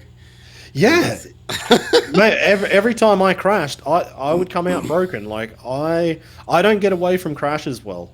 I don't know why. Maybe I'm just a fat guy and that's not fit. Here's But- here's my theory, and you may agree with this. I think, and Nick's heard it, I think that I rode so long and loved it so much that I ride well above my talent level. Me too. So once I get into trouble, we're in big fucking trouble. Fucking oath. I know that. I know that feeling. I'm like, yep, shouldn't have done that. I'm good, and then I'm in trouble. I'm like, oh shit, Yeah, I smash. And that's- Nah, but as you're going through the air and life slows down, you realize you knew you shouldn't have done that. You're like, before I hit the ground, I know I shouldn't have done that. It's like when you wake up and you're like, fuck, I knew I went one jump too many. Or one thing too far. Exactly. I'm like, I listened to the wrong person today. Yeah, go jump that one. That'll be a good jump. Bang. Because we're hanging out with killers, and they're just like, it's a race to do this stuff that's big and gnarly. But you have to be around those people to get yourself in the mental. It's the exact same thing I said about those guys that learned under us. Yeah, we weren't super killers, so that kind of rubbed off on them. But if you're around people like that, it's a race to stuff. Like you were saying, Clinton's like, listen, you're wasting my fucking time now. Yeah. Like, don't talk some shit in front of Javier, because he will go, all right, do it. Yeah. You know, like, what are you doing? Actually, no, that's true, because I was talking to Javier, it must have been a year or two ago, and I think maybe he saw Luke was doing the surfer to tsunami flips, and he was thinking to come back to Night of the Jumps. He's like, oh yeah, I need to do one. And he just did it at a Nitro show. Yeah. And he's like, yeah, I just did it in the show. I'm like, why? You didn't have to do that. You weren't getting paid extra to fucking do something stupid that you should be doing into a pit first. Like, what are you doing? He's like, oh yeah, I just thought it was a good idea. He's super mentally strong. It's what they do in Mexico. I don't know. Do you realize Chile, Mexico? Yeah, I know. I know. I just like winding the poor guy up, and he's not here. He's not here to yell at me. So. He actually said he was going to watch this. It's probably just during the time where he's riding or something. But he apparently, when I told him you were coming on, he was like, "Oh man, I gotta watch that one," because he knows me and he knows you, so he's like, you guys will be. Then we're probably too serious up until this point. Then, because actually, like the reason Javier is at Night of the Jumps is not because he's a former world champion or that he fucking does big tricks because someone tells him to do it. It's just because he just craps on and just jokes around all day. I'm like, yeah, very good. Have here, so that was his requirement to get the job, basically. Yeah, that's why we get along, because he and I just make inappropriate jokes to one another all day long. Yeah, no, actually, the first time I met Javier was Sydney Fighters, 2011, when Sheeny won his first big competition, and we were on, I think it must have been the day before the competition, and we were all on the boat back from the island back to the hotel and to go out, and everyone was so super stressed. I think it was the last round of the whole tour. I think Nate Adams was there with a busted shoulder, and he had to ride and roll his wheels off a ramp to try and get some points to stop, who was it? Maybe Levi Wood from winning the tour. And so everyone was super stressed, and course was fucking nuts because the guy who builds the course doesn't put a flat spot between a landing and the dirt take off. Like, you can roll in the middle and you can't put your feet down. Your feet don't touch the ground. Yeah. Like, it's so gnarly. And so everyone was fucking nervous, and we're on this little boat going back, and we're just cruising back over. And Javier was just cracking jokes, and I was pissing myself laughing. And everybody else on the boat was just like, I don't know, they're on their phones or they're just thinking about tomorrow's run, or I don't know. And we were just pissing ourselves laughing. I'm like, man, imagine if these other guys had some fun riding their bike. Like, wouldn't that be cool? Well, I even mentioned that to him. You said that story, and he goes, dude, otherwise I'll be nervous. Because I think we're similar in that. If I get hurt, I start making jokes. Or if I'm nervous, I start making jokes. So, I mean, maybe that was his and I back and forth. Like, we were just ignoring the elephant in the room. You just, everything else. Well, and I had a podcast actually with him about dealing with pressure and like nerves and stuff like that. And we basically both have the exact same MO, which is just go through the motions of the day and pretend it's not coming until it's too late. And then now and now you're on your bike and the task is riding. Like, so if you just all day focus on what I'm doing right now, I'm drinking this, blah, blah, blah. Yeah. Next thing, it's getting dressed and this and that. And next thing you know, the task is fucking jumping the ramp and doing your tricks. It's too late. Up on like the part of your brain. That's funny, isn't it? Yeah, exactly. But it's like, I don't know. Maybe you, me, and well, no, not Javier. He's not that smart. But I don't know. Maybe we can just see it and we're like, no, this could be a bad idea. We could pull out halfway through the day, and maybe you just laugh your way through it. Yeah. Actually, this was a question I had for Sheeny, and it is in the interview when I release it next week, and it's like, there are guys, and I've seen it in a few, like, I know a lot of top level guys, but let's say Sheeny and Clinton really impress me because they just turn their brain off. I think that's what they do. I don't know if it's, and I asked him, is it genetic or have you taught yourself? I don't know how it's possible because I have seen Clinton turn up to X Games. When he went for that 720, he was working his ass off for like a year, probably 2 years up until that point.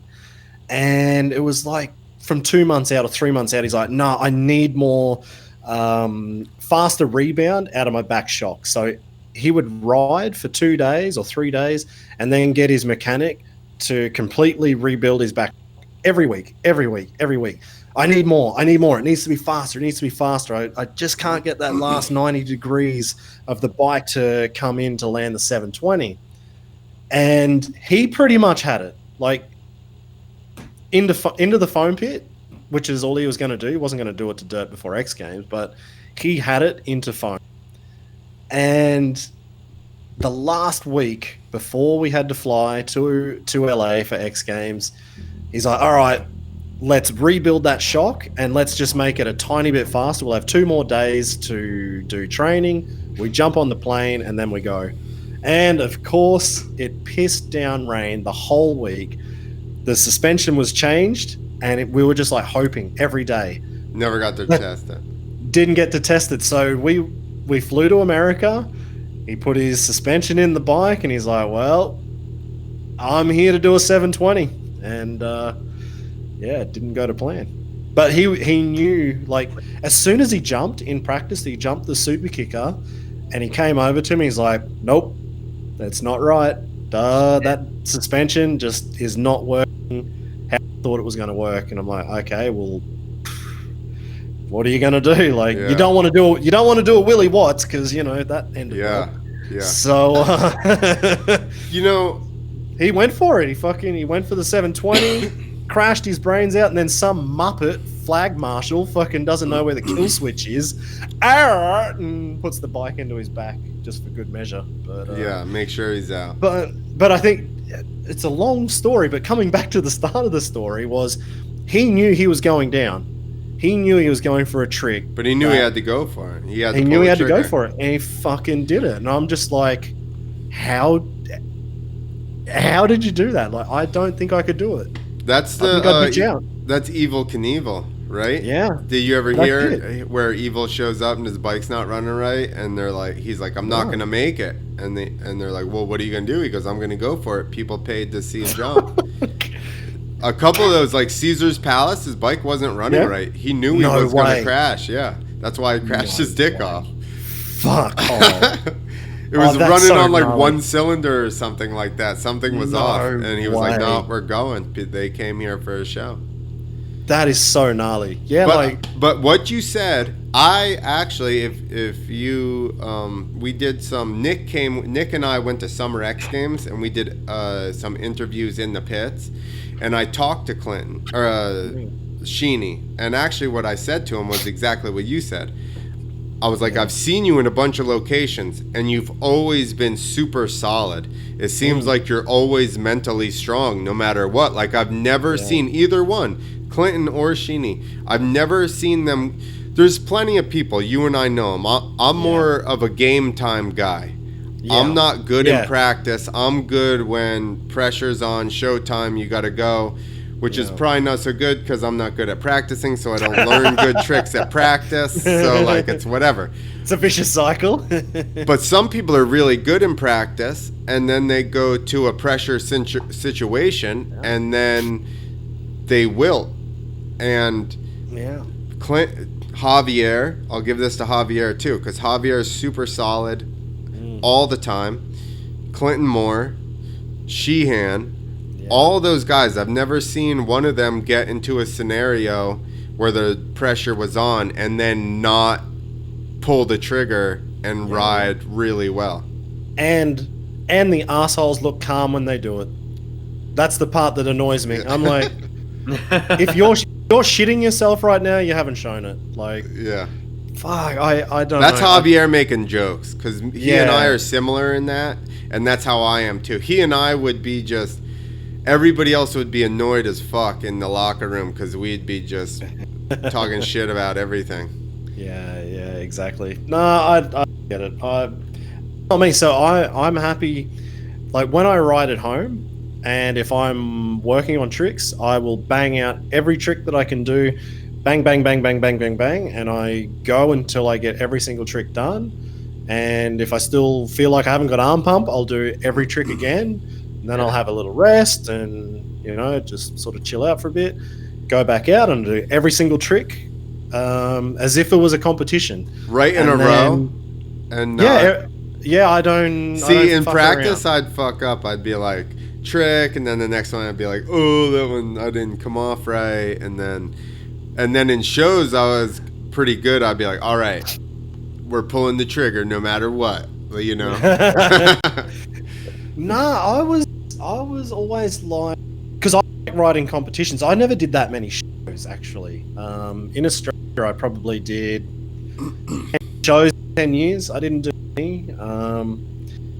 That's all we had was fake ass competitions. Yeah, we just had do you remember the RFD competitions in Australia? AFSF, it was our amateur comp that run by riders, for riders. We all would drive somebody's house, we'd pay $50 each, and you put the money in the pot, and whoever wins gets most of the money, and whoever gets second gets a bit, and third gets some, and then we all just spend the rest of our money at the pub and get drunk. So, but we did that because we had nothing else. That's how I started riding for Clint, because he put on the amateur contest, and I was just I was riding by myself. I just wanted to learn all the tricks. And then I'd like, get paid to travel and see shit and do these tricks. And then he was putting on the contest, and then same thing. That's how. Yeah. Yeah, exactly. No, it's good. I think it's the best way. Like, that stuff needs. Wanted to be there, so and that stuff has to happen, because right now you're either riding in your backyard or you're riding shows or contests. Like, how the fuck does that work? There's no stepping stone. There's nothing like that, and that's what I'm trying to help in the sport, to make those stepping stones. And like where we are with Night of the Jumps and as a championship to try and do that, and it's difficult because riders also have to take some responsibility to do that sort of stuff. Like, I'm happy to ride comps and not make a single dollar. Like, didn't worry me at all, and just happy to take, because we were all just going there basically to pay money to whoever won, and then we all got drunk. So I think that's why you find a lot of Australians are really good, because we all just turned up. It's like I can't remember when the RFD thing started, maybe 2006 or 7 or 8, and like there was Shuey and Maddo and Bilko and Sinclair and those guys. They were going to X Games and Dew Tours and Nitro or whatever. They were taking over the world, but there was like 50 of us who had no idea, no chance. We just did our own thing, and but now those guys are coming through as like the next generation. They're the next generation rider, but like I don't see it too much anywhere else in the world. Like, it's hard to see that next generation coming through. There's not middle ground. There's no stepping stone for them to come. Do you want to hear what everybody said to me in America? message me and be like, "How much does it pay?" And I'm like, Yeah. I'm like, this is an amateur contest, dickhead. Like, I lose $500 every time I host one of these. I don't know what you're talking about. That's the By difference. definition. I came from racing, so you barely made anything if you made something. So you were like racing, you just busted, you might make some money if you're A class. So once I found out there was a freestyle contest, I'm like, I don't give a fuck what it is. I'm driving to Texas, I'm driving to Georgia, wherever. Because the whole point is you want to compete. There's nothing more fun than putting a run together. And you haven't blown your engine up doing it. Yeah. Wear and tear on motorcycles is much, much, much less doing freestyle for sure. And I don't have a good maintenance scheme, so I can't race because I'm not a good mechanic. I've actually had a conversation, a very short one, albeit, but conversation with Javier about maybe bringing back a couple amateur contests. That would be cool. So that would be really good. Maybe there's something we need to discuss. Definitely. I don't know what we can do, how we can do it, where we're going to do it, but something needs to happen. And obviously, I've got a hell of a lot of ideas that I've been thinking about. But to make them work, that everyone's kind of happy. Like, of course, there's an economy to it all, and everybody asks, how much am I getting paid?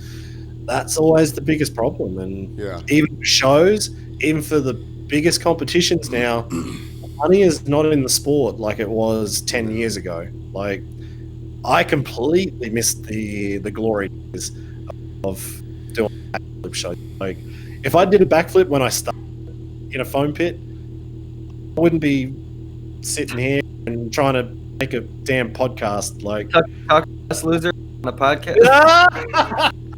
No, I would be doing that because it would still be my maintenance plan of just drinking beers and sitting. I'm the same time frame as you, except I never flipped. I think grow up watching Krusty and then get in thinking people are gonna make money, and then I was the up rider, which was Hey, that was a good gig. It was a good gig being the right guy. I didn't lose too much money when so it was awesome. Yeah, exactly. You didn't lose. Didn't scare yourself stupid. Like, I remember the first shows I went to that I'm going to do a backflip at this show. Yeah. Oh, that was the stress going into those. I'm like, I can do it anyway. Fuck. They said they hated riding for that little bit until you. Yeah, it was hard. Actually, Shani was one of the guys who was like, "Yeah, it's going to suck for a year or maybe two." Well, okay, if Josh Sheehan tells me it's going to suck, it sucked until the last day. But no, upright they were the good shows. They're the best ones. Yeah, I mean, minus the pay, but I still did it because it was like I could travel and I'd pay gas, food. I didn't lose. I'd come home with some money. Yeah. Imagine if you did those upright shows now with Instagram. You'd be like, I get my gas paid for, my food paid for, and get a fucking Instagram picture. Oh yeah. And I got 100 likes. It was Damn. Like, now being an upright rider is awesome. That's why it paid well, but I was working for Clint, so it wasn't always easy. Yeah. Well, my biggest problem is I've only got Whip It Wednesday and Throwback Thursday to look forward to, and I'm not even a whipper. Like, every Thursday I get fucking excited. I'm like, yes, I can go try find another photo from a couple of years ago, because actually I didn't even get that many photos before. Anymore, like when my phone tells me here's a picture from 5, 10, 20 years ago, I get a little sad. Yeah, Facebook memories comes up and you're like, oh, fuck off. It's me reposted something. It says from 5 years earlier, and it's 5 years ago. Like 10 years old. Yeah, oh no. Oh yeah, yep, I'm washed up. I'm done. That actually, I haven't retired though. That's the big difference. So well, yeah, and those words have never come out of my mouth. I haven't ridden in 2.5 years, but those words have not come out of my mouth. They will not. I'm coming back, baby. I'm coming back, baby. I'm coming. You heard it here first. You heard it here. I'm coming back. I haven't officially bailed out either, but it's pretty much You coming done. back too? No, it's done. Right. Done, You heard son. it here first. You heard it here Coming first. back.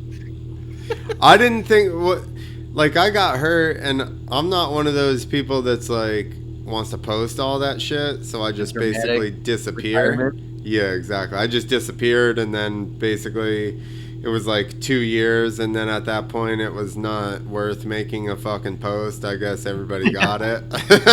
You know? So I was like, all right. Actually, I talk a lot with Jamie Squibb from England, and Squibby's the same. Like he'll go, I don't know, 2-3 months, hasn't posted a thing on Instagram, and I'm like, what are you up to? He's like, just fucking building jumps, or I don't know, patting his dog's belly or something. He's like, after you get past a month, he said, he's like, you just don't care, you just don't put anything up, even though he's still killing it. Like even That's for an old guy, guy, dude. good, but he's like, after a month, whatever. So I guess you're feeling it. Then you're the same. He's over it. Over Yeah, the exactly. internet fame. He can shred though. Yeah, man, he can. I think the first time I saw him ride, there was it was like a real tight, like a free, he was doing a flip, but he was in the woods. You know that course? It's like through the woods. It was like a step up and then a step down or something. From his house? I don't know if that's his house, but it was like that's probably his house then. Yeah, Fuck, that's his. that's how I found out about him, because I saw that video and then I'm like trying to figure out who he was, because it was such a cool course. That was the Andre Villa video. So Andre Villa went there, and it was Sheeny's house. Squibby, yeah, and Andre Villa went there, and there was just the two of them were shredding. Yeah, Squibby. that was such a cool setup. Yeah, and no, I'm lucky. I was stoked. I got to ride there a fair bit actually the last couple of years. And where's that at? In the deep dark woods of Devon in England. Deep dark woods. Definitely. Yeah, you can't go giving out the address. That's for sure. So, like, you don't want the police coming and shutting anything down. But no, he's got such an awesome place. Like every jump is so damn smooth. Like, I don't know, maybe because he's old and his bones are brittle as well. Like he doesn't want impact when he lands. And when you jump just the normal 75 footer and land, it's just like you don't even feel the landing. It's fucking good. Yeah. Damn. And the step up he's got is sweet. Actually, did you see the video of Luke Ackerman doing the double backflip from a dirt step up at Red Bull Dirt Diggers last year? So I got Squibby in as our track builder and as a rider. So he rode the comp, but his main job was to do both. He had to get both done.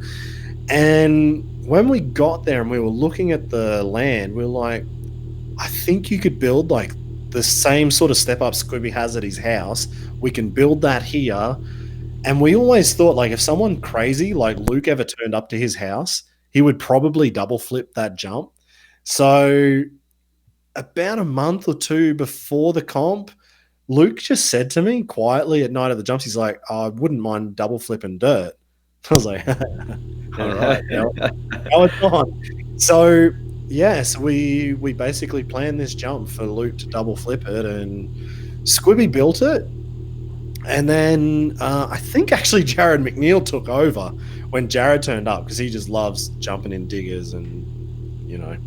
So I think actually Jared might have just given it the last little change to the because we jumped, or not we, I couldn't fucking jump. They all jumped it and went, it just needs to be a bit steeper. And yeah, so Squibby has basically that same jump at his house, but yeah, Luke did the double flip. Did you guys ever dirt double flip?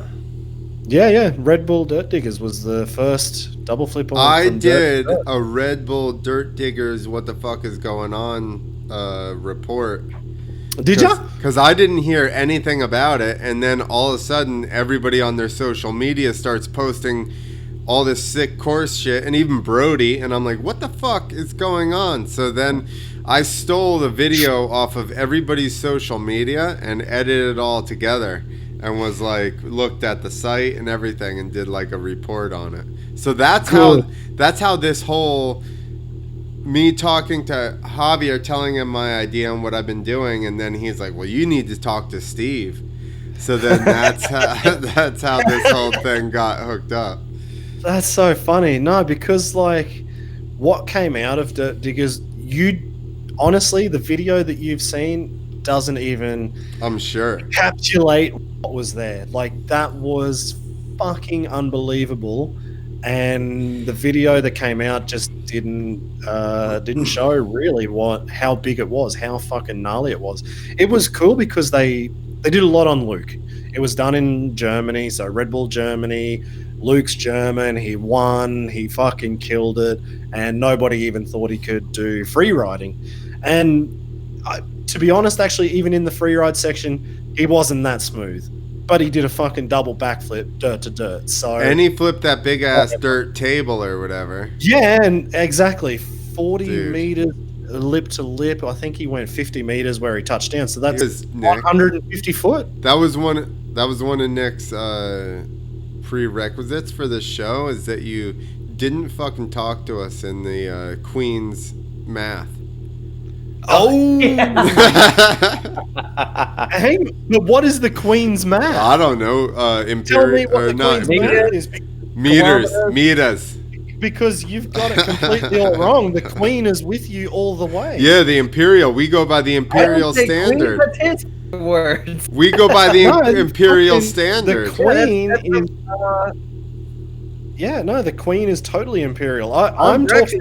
Clint's EU. He's the one saying meters. No, the English, they're all about the Imperial. Like, but the funny thing is, when you talk freestyle jumps, 75 foot, no problem. I know what 75 foot is. I can picture what that is. How many meters is that? 22.7, I think it is, or something like that. But 23 meters, basically. But I didn't know. Well, okay, I know it. I know fucking maths. That's not hard. But when I first came to Europe, in Australia, everything is metric. We are metric. But because freestyle started in America, all I ever knew was 75 feet, 60 feet, 80 feet, whatever. And so for freestyle riders are like the only people in Australia that speak in imperial distances. And then when I came to Europe, and my first jump actually on a ramp was with Hannes and Luke Ackerman at their house in Germany. And I picked up a bike from Night of the Jumps. They had a spare one sitting there, so I grabbed that. I went to their house, and over in Europe here, they have a 8-meter radius ramp. So in Australia, it's a 9-meter radius, which is a bit different to the American, but kind of. Well, the difference is that it's kind of the same. You guys are constant radius, and we have the last 3 feet of a ramp in the United States is flat. Yeah, exactly. That's it. So but we're both jumping 75 feet or 80 feet. Like, that's the difference is, have you jumped the American ramp? Yeah, that's a turd. See, the issue is like with your constant radiuses, you have to drive really hard all the way through the end of the ramp, otherwise you're gonna get a kick. Okay. No worries. I know, I'm just saying that's the difference. And in America, you run into the belly and then kind of drive off of it. Yeah, Clinton has an American ramp. That was the first time I rode one, and so do you know what it is? A piece of shit. Well, because there's a bunch of different. Or is it knockoff well, shit? No, there's a bunch of different versions. If you have if he has the old Rev, exactly, yeah, that was a piece of shit. Yeah, I'm pretty sure it was a Rev. It was an old. That's what I was asking. What the actual? Yeah, I know all the different like steps that the ramps went through in the United States. Yeah, no, I'm fairly sure. You don't quote me too much on this. We might have to check up with Clinton. You'd have to block it up a little, like a 4-inch block under the end of it, and then it's a little better. I didn't enjoy it. I didn't. Is it wet? Is it blocked up? I don't think his was. I think it was just That's flat. why. Yeah. Yeah. You need to step them up like on a 4-inch block at the end. Yeah. If you watch X Games, the older ones, they have those similar ramp all wedged up. Maybe he did do it. I don't know. I know he had it built because obviously going to America, he had to get what the ramps were before he turned up. So he had it built, and I was like, that's shit. I just didn't like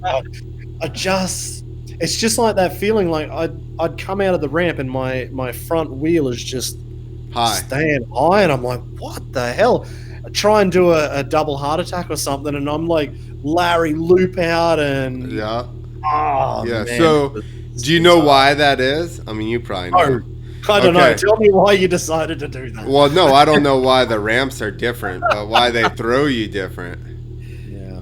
The last end curving on your guys' ramp loads your back end that little bit more and ends up bucking you down. Yeah, so ours are like the last couple, so you slam into it and then you ride off of it versus like being slung off the end of it.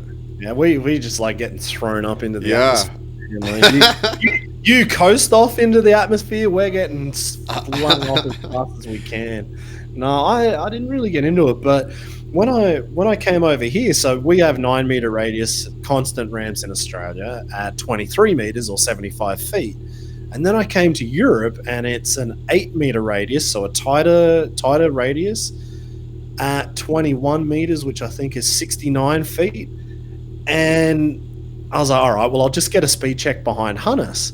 And he was going so slow. Like, it was, I thought my bike in second gear was going to just stop. Like, couldn't tick over without the engine just going kunk.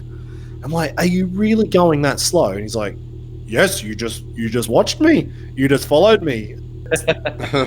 Just jumped the same speed. Of course, I'm like, nah. You can't jump a ramp that fucking slow. And so, of course... You overbombed the shit out of it. Of course, I went like 80, 85 feet. I just launched this thing. Like, I was behind him, maybe I was 10 feet behind him. I almost caught up to him in the middle of the air. Like, oh, shit. I was like, the ramp going, bop, bop, bop, bop, bop, bop. And then on the bottom, just, see ya. And I went to the moon that day, and you rode it out? Of course I rode it out. I bent my hand that thing out. So probably better. Well, drinking too many German beers, I was getting a bit heavy. But it's strange getting used to the Euro ramps, the Euro style. Like, it's all about, you know, when you said Squibby, the tight run in, like, they love that over here. Like, the tight, the better. If it's a tight run in, a tight ramp, and jump, and fuck all landing before you got to hit a wall, you guys love it. That area. Well, that's how that's the difference between East Coast, West Coast stuff, as far as like show riders, at least. Yeah. We end up jammed in little teeny arenas where, like little shit arenas, so it's super tight, so you don't end up jumping like 75 feet or you smash your head on the roof. You know? Or like who? Anthony Murray. Yeah, wheel tap the light on the front. Yeah, that was a good one. We just, what, 3 weeks ago? Yeah, last week was Bartram, and the week before that was Murray. Fuck yeah, I'm with the legends now. Exactly. That's cool. Yeah, it's pretty gnarly. Like, some of the shows, like, if you've got to do something like that, fuck, man. Yeah. I did one show in Germany in Chemnitz at a Supercross, and I did it. So the first year I was there was fine, problem. Stuck the ramp in, and we did the show. It's freezing cold. You got to ride through snow out the back from where your bike is, and like, as an Australian, I never even saw snow coming out of the sky until I came here. I was like, fuck. Wait, hey, is is that snow? I'm like, of course Snow? it's fucking snow. Yeah, and they thought I was joking. I'm like, no, is that snow or I don't know. So yeah, we went and did the show in Chemnitz one year, and it was fine. The next year I went back. They changed the track around, the Supercross track, and okay, well, you need to stick the ramp here to land on the landing. And as soon as I walked in and looked up, and I'm like, oh, you've got a speaker box right in the line of sight of where I've got to jump this ramp. Like, the speaker box would have been maybe at 10 meters high, 30 feet, something like that. I'm like, This sounds familiar. Go ahead. yeah, I'm like, so I don't think it's a good idea to jump that. Like, yeah, we need to move the ramp or something, or move the landing. We can't move the landing. It's dirt, and the race starts like probably in a couple of hours or something. I'm like, okay, all right. What if we move the ramp to the side and maybe we can just catch the edge of the landing, like, just angle it in. And so one guy he was pretty new to riding freestyle, Mike Plumarker, and he's like, nah, it'll be fine. So he was the big boy. He went and jumped it, and I'm like, don't jump it, but if you're gonna be, fucking go for it, son. Good on you. And so I sat there, I took my helmet off, and I just watched him. As he jumped, he realized how close he was coming. He has ducked his head and like just skimmed under this fucking speaker box. And I just looked back at the promoter and went, yeah, told you. Fuck So, that. oh, yeah, you guys are going high. Maybe we should move the ramp. Oh, you don't say. Oh, who would have thought? Fucking hell. So what'd they do? So Yeah, you were we moved the you were just setting it at 75 and going, right? No, we moved the ramp, we angled it, and we had about 2 meters between the speaker box and the scaffold, like the trusses for the lights and the speaker systems on the other side. And we jumped through the middle. It was fucking scary. Like, See, we would put this is why I've jumped from literally 48 feet. I've flipped from 48-foot gap to like an 80-foot gap. really, in shows, right? Push it in, get the job done. Exactly. It's always different. The 48-foot one, it was in an arena in North Carolina, and they had like those little legend cars, like a race. So they had banked the dirt. So we had to actually, the ramps were set down inside the bank. So we had to come out of the tunnel, over the bank, into it, hit the jump, hit the landing, and ride up over the other bank out of the other side. So I was like, we put it at 48, and I was like, prop this thing up a little bit, give me the rotation, and fucking, yeah. Another time we had a girl riding with us, and it was kind of sandy, and I think we ended up at 60. But that one, it was all sandy, and the ramp was flat, and I was like, holy shit. Barely. First one, like, rode my front wheel down the landing. Yeah, oh yeah. Fucking hell. No, what? Hey, wait, 2-stroke or 4-stroke? That was 2-stroke, actually, at the time. And here I am giving you 4-stroke sound effects. I was all... Oh, inaccurate. It would have been different. It would have been the when it can't up anymore. Like it's upside down and just can't. Yeah, they flatten out. Yeah, it's enough fuel. That's it. That's what it would have been like. Second gear just wrapped. Yeah. It was like kind of sandy, and the ramp was kind of flat. We had another one in New Mexico. It was the same way, and the dude that brought the ramp, it was super flat. And then he didn't want to go past, I think it was 62. And so the first night, I'm like, all right. So I fucking hit it, and I'm just all same thing. Ride the front wheel down the landing. And then the second night, I'm like, hey, guess what? We're putting like two 2x4s under the front of that fucking thing. Yeah, you can go 60 foot, but you're going to go a bit higher today. Yeah. It's going to be a little more poppy because I almost died. So... Yeah, that's it. Like, I've got to do the backflip. It's my choice, not your choice. There's that. I'll send it to you if I find it. But I have a helmet cam footage of me like one of those light pulls, and I'm just, and as soon as I land, I go, woo! Because I thought for sure I was about to land on my face.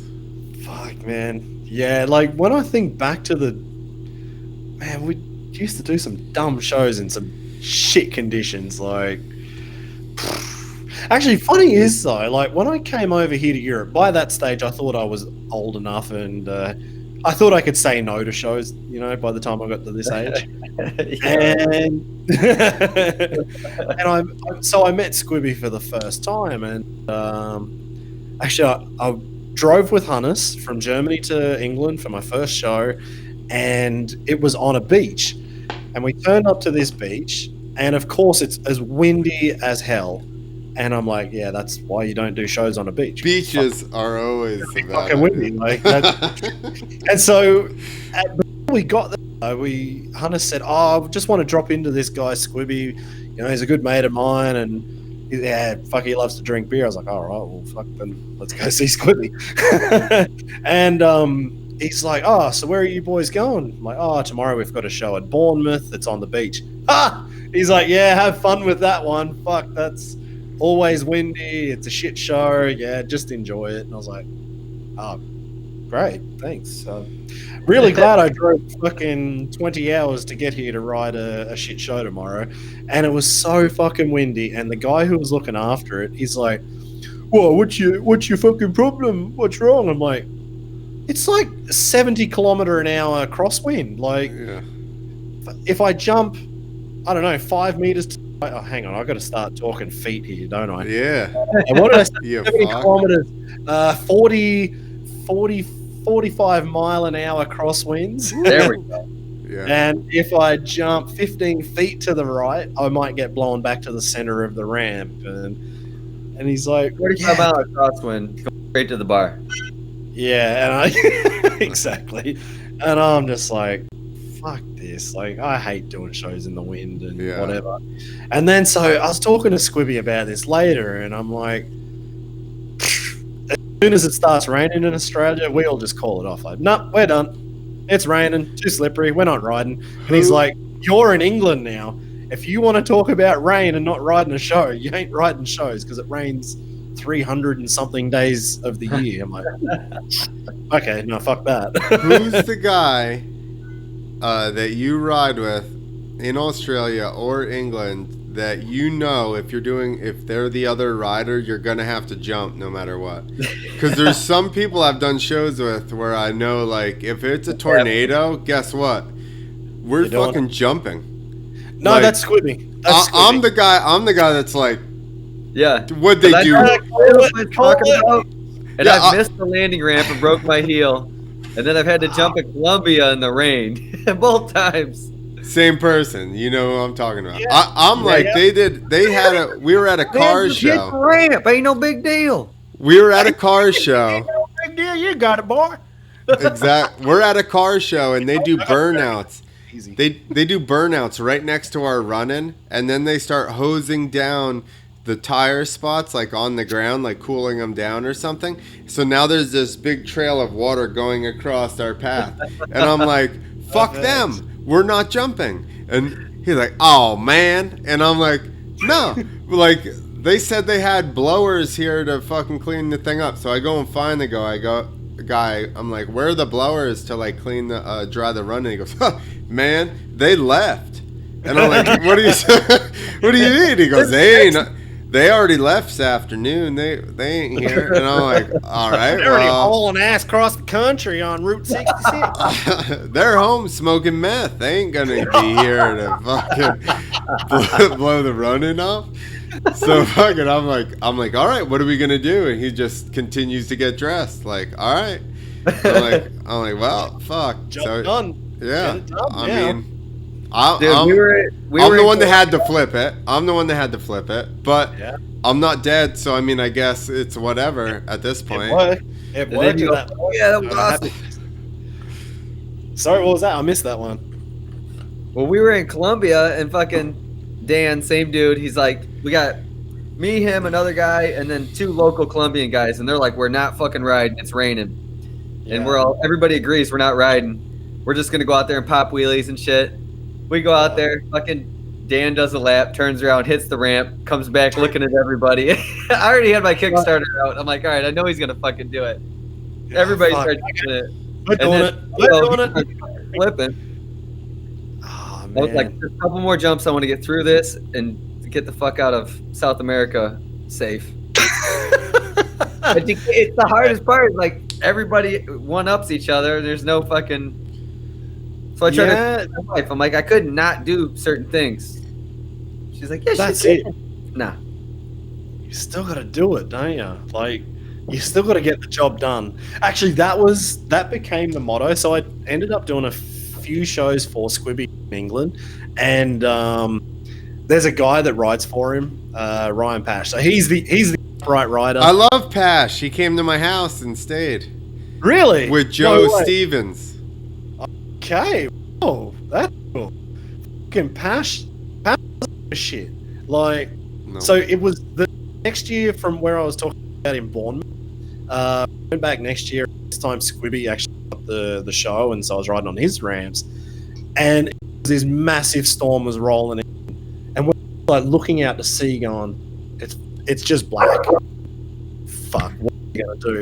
And we're standing around. The promoter's looking at us, going, "Jumping!" Like, oh fucking hell! And Pash just went, well, monkey see, monkey do. And just looked at Squibby as like the boss and was like, right, well, we're fucking right. And then so, if Squibby jumps this jump, we're all in. Like, fuck, we've got to do it. That was it. So, we get the job done somehow. It could be the worst show in the world, but we're going to get the job done. So, That's it's what it fucking is. hard doing shit like that. Sucks, but those days are actually like work. Most shows are not work, but those are the days when the beers afterwards taste the best. oh yeah. It's like, I don't remember. Actually, I don't remember because do you remember the Kangaroo Kid? Yeah. The guy who jumps Yep. on a quad bike and hits the fucking paddle steamer? the guy missed, yeah, on the spot, right? Yeah. So he has made his career basically in little shows all around England, I think. And obviously he has a big name, and so he turns up and he does his quad shows everywhere in England, and I met him for the first time at that show. He was so off the planet. He was, I don't know what his mind was. He was unbelievable. And I was like, I can see why you that paddle steamer. Or maybe because of the paddle steamer, I can see where it's all headed to. But he didn't give a fuck. He just sends those quads. Like, he just flat lands, I don't know, 60, 70 feet on a quad. He does not care. So. I think that's a quad gene, and that crosses all nations. Maybe it is. I don't know. I didn't get it. I'm like, that has to hurt. But he fucking loved it. Did that guy not die? No, he's still kicking. He's still kicking around. I'm thinking of the British dude who jumped that crossover. Is that who you're thinking about, Clint? He missed the landing? Johnny Airtime or something? No, I think this died. I thought the kangaroo guy died. I thought I heard. He probably would tell you he has. That's where he's at. Somebody asked, D. Wayne asked, have you been to Jackson Strong's place with the big rhythm section? Oh, yeah. No, I haven't been to the rhythm section, the one that's in his latest videos, but I have been to Chico's place a couple of times. Yeah. It didn't exist when I went there. When he had Skip, so he didn't have Skip yet either. No, I haven't seen Skip. The last time I was at Jacko's would have been... Well, I've been in Europe 6 years now, so it must have been like 6.5, 7 years I've been at Jacko's, but that was when he was fucking at his gnarliest, I think. That was he was really crazy, and before he'd blown his leg up that looks like a shark took the bite out. So gnarly. Holy shit. Like, I remember there one time he was talking about a couple of days earlier, they were sticking all like the I don't know, whatever he was using to blow everything up with. He was digging holes under big gum trees, launching gum trees out of the ground. And I'm like, oh, yeah. Can we do some of that here? For sure, a bogan, right? I was just gonna say, can you say bogan? Absolutely. Bogan, where do him and Adelberg and more all rate? Yeah. From most to least bogan. From yes. From most. we got No. We're gonna do 4. From most to least bogan. Clinton, Adelberg, Strong, Sheeny. McNeil, throw him in there. And McNeil. No, McNeil's American now. No, he's a fucking redneck. He's not a bogan. He's American now. He's like like if he spends more time at the Caterpillar testing grounds in America than being in Australia, like he's American. He's got a "Make America Great" hat again, doesn't he? I know he does. He's so maga. Okay, no, we're going. All right, so Sheeny, Adelberg, Strong. Who was the other one we said? Clinton. I forgot. Clinton. Okay. Who do we? Fuck. This most to least bogan. I'm probably gonna say Jacko most bogan. He does seem like, for an outsider perspective, he does have a huge plot of land. He owns a kangaroo, and he disappears for about 6 months at a time, even off of social media. So that doesn't seem that far off. He's gone walkabout. Yeah, that would be Jacko then. Yeah, I'd probably say Jacko number 1, especially from an American point of view. Yeah, then he's definitely bogan number 1. But he is the embodiment of a bogan. But honestly, Adelberg and Clinton I would put them as a tie. I would say Clinton and Adelberg tied bogan number 2, and let's just throw Sheeny in and give third place trophy. Like Sheeny is a hell of a bogan. I didn't realize how much of a bogan Sheeny was. He's a farm guy. Well, we're all farm guys, but when I went there, like, I remember we turned up and my wife Rachel was with me. And I'm like, oh, you must have been working a fair bit today. And he's like, nah, not too much today. But his clothes were they should have been white, but he was like black with just dirt and oil and grease. He's like, oh, no, I'm just black dogging it today. And I think he probably hadn't had a shower in 5 days. I was like, wow, that's not bad for an X Games gold medalist. That's pretty good. You're not too worried about personal hygiene. So, no, Sheeny he's a bogan, not a problem. So we're going Strong. Yeah, tied. Adelberg, Clinton. Yeah, definitely a tie. How close did any of these guys live near each other? Adelberg used to live pretty close to Jacko. He moved up to the same town in Wagga Wagga, where Jacko's from. But I think Adelberg's moved back home now to where he's from in Benalla.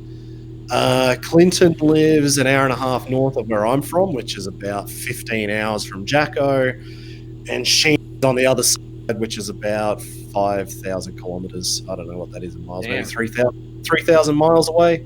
So Sheeny's over on the other side. It's got bogans sprinkled all over. Exactly. That's Andy Wayne says we forgot Bilko. Oh no, Bilko's. Is he the most city out of any of the moto riders? Bilko's fucking great. Oh man, but I don't know how far you'd say he is into a bogan. He's just Bilko is Bilko. Like nobody, you can't class Bilko as anything else. He's like, Bill Kogan. He's Bill Kogan. He runs his own deal. He's either the biggest bogan in the world or I don't know. Bilko's another animal altogether. He's just going to his house. That is, if you see his mum and dad and him at his house, like they are like 3 clowns together. It is the funniest time you're ever going to have. It's fucking. I've seen shitty posts fucking with his dad. It's hilarious. Oh man, when the first time I went, I was like, "Oh, you can't talk to your dad like that." If I'd said that to my dad, he would have belted the crap out of me. But when his dad, like, they're ripping each other all the time, so I was like, okay, it's pretty normal. Dude, that's like the Bam thing, Bam Margera and his dad. Oh yeah, I'm like, if I did any of that same thing, I would have been dead. yeah, I would have for that, for sure. I would have been fucking just pulverized if I had just snuck up on my dad and started punching him and stuff. So that would have been the end of it. Yeah. I wouldn't have even thought of that. I think it was probably Bilko was the first time. Like when I turned up there, we were on a bit of a road trip. Me and Sean just gonna cruise around Australia, and we went to Bilko's place, and we turned up there. He's just built his new American style barn that he was living in, and it looked fucking cool. And then he's just burning around on his Harley and carrying on, and then his dad's on the mini bike, and what the fuck's going on? Like, we're in the middle of suburbia, and I'm not really the middle of suburbia, but houses are close. Like, that's a good way to get the police called and get everything shut down. But he just doesn't give a shit. Like, Bilko does what Bilko wants to do, and that's I love it. Yeah, he doesn't care. You know, everybody lives in their own reality. I don't know what his is. Well, his is he can drive around the neighborhood like that and not have the police called on him. But you and I would be, stern talking to. If they show up, he'll be actually surprised, and then the cops will approach him like that instead of he was doing something wrong. Yeah, but in Australia, it's not a problem. If the cops turned up in America, he'd probably be shot. So, No, we're white. Oh. I'm a bogan. Then you'll be all right. No, Yeah. I should have a rocket launcher, and he shouldn't have an AR. Yeah. Yeah, I don't know. And he just drove away. I was like, I should have a fucking anything I want. We're Americans. Yeah. Yeah, do you have, I bet in Germany, do you have guns there or no? Can you just go buy a gun? Can you have like a full slingshot? No, I don't think so. I don't think so. I don't know the lay of the land here in Germany too well, but I don't know anybody with a gun in Germany at all. So I'm sure people do. That's my 6-year-old BB gun. If he needs it, he can come get it. It's for self-protection. Listen. Yeah, from them other kids that come to the kindergarten. That's right. He's smaller. He's got to fucking have some level playing field. This is not a lie. When I was young, a little kid on a tricycle, I used to do laps around just a round stand that had just guns leaned into it. Like, this is not a joke, just in the middle of downstairs. And then there was a glass case on the wall that had like a bunch of shotguns in it too. Like, it was that was normal. Yeah, exactly. Yeah, no, we had that on the farm in Australia before Port Arthur and before Damn, so you remember them being like, hey, we need all your guns back. Yeah, for sure. That was, I think, 1996 it might have happened. Wow. So everybody gave up their guns, right? Yeah. Basically, yeah. No, so the government said, okay, that's it. Fucking no more guns, no more fun. Everyone's done. And everyone, yeah, all right. Well, actually, like, we're from a farm, and the farmers were kicking up a massive stink, and like, it was political suicide for the politicians to do it, but they did it, and it's definitely good that they did do it.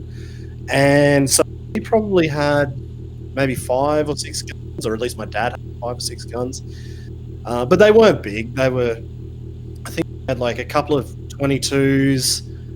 There was a semi-automatic 22. There was a couple of shotguns. So kind of just to kill the foxes, or like intruders. Was there nobody in Australia? Sorry? There was like a gun problem in Australia? No, No, there was only one guy that went crazy, and Yeah, I was gonna say you guys had a one mass shooting, right? And then they Yeah. kind of like freaked Yeah. out and One we had rookie shit. you pussies. yeah, exactly. We had one, and they're like, nah, fuck. Where was it at? Port Arthur, Tasmania. But like, what was? Did they go into a government building or something? No. It was it's a tourist place. So Port Arthur was where the convicts were dropped off a couple of 100 years ago, and so it was a bit of a tourist spot. And this guy, he was like, he had mental problems, and he just turned up and went crazy and killed a lot of people, and that was it. They just went, right, fucking, you don't need semi-automatic guns or automatic guns, and that was like, I think it was within 6 weeks, 1 month or 6 weeks, job done. Like everybody, there were massive protests and riots and shit was going on, but it got done, and then the government paid everybody for their gun. If you turned up and said, okay, I have this, and this, the government would give you however much money they thought it was worth, and you're like, all right, sweet, I got some money. And of course, not all the guns got given, but yeah, a lot of them did. Like, there was a lot, and actually, we ended up selling. So, when my dad passed away, we still had a fair few of his guns, and they were under his name, not mine or not my mum's or anything. So we had to either destroy them or sell them. And so my best friend bought them because he had all the right licenses, and he do all these tests to get the guns. And so we just sold them to my friend. And actually, my granddad, he like one leg, he couldn't move at all, and he was like, he'd just like hobble around. Like, he'd get around on a lawnmower. To drive to the shop, he'd jump on his lawnmower, like his John Deere ride-on, drive up the main highway, and he'd go to the shops. And he was a bit of a terror. But he was blind, he couldn't move, but he would get his 22 out and he'd shoot the parrots that were trying to eat his mangoes and his oranges and strawberries and whatever, and he'd be shooting out the window. The only problem is we live on the main highway. Like, where the Bruce Highway basically goes from northeast of Australia all the way around to the northwest of Australia. So it's a big highway. And he's just shooting his gun out the window towards cars and towards shops and whatever. And so the police turned up and they knocked on the door. And they're like, "Hey, Ted, let us in." And they knew what they were coming for. He's like, "No, you're not coming in." And so they had to ring my mum, and my mum came up, like, just open the door. And they came in, and here's his gun sitting in the stand where his walking sticks were. And of course it was loaded because he wanted to shoot some more parrots. And they're like, "Ted, you can't fucking have this gun." And he's like, "Oh, fuck, it's my gun, I want to have it." "You can't have it." All right, well, that's it. So, game over. Like, but it wasn't a big deal. He knew he should have had it, but he did. And the cop's like, "No, you can't have that shit. Get it out of here." So, I feel sad. Job done. Yeah, That's a sad story. Like, I feel like I need to go buy a gun. I need to.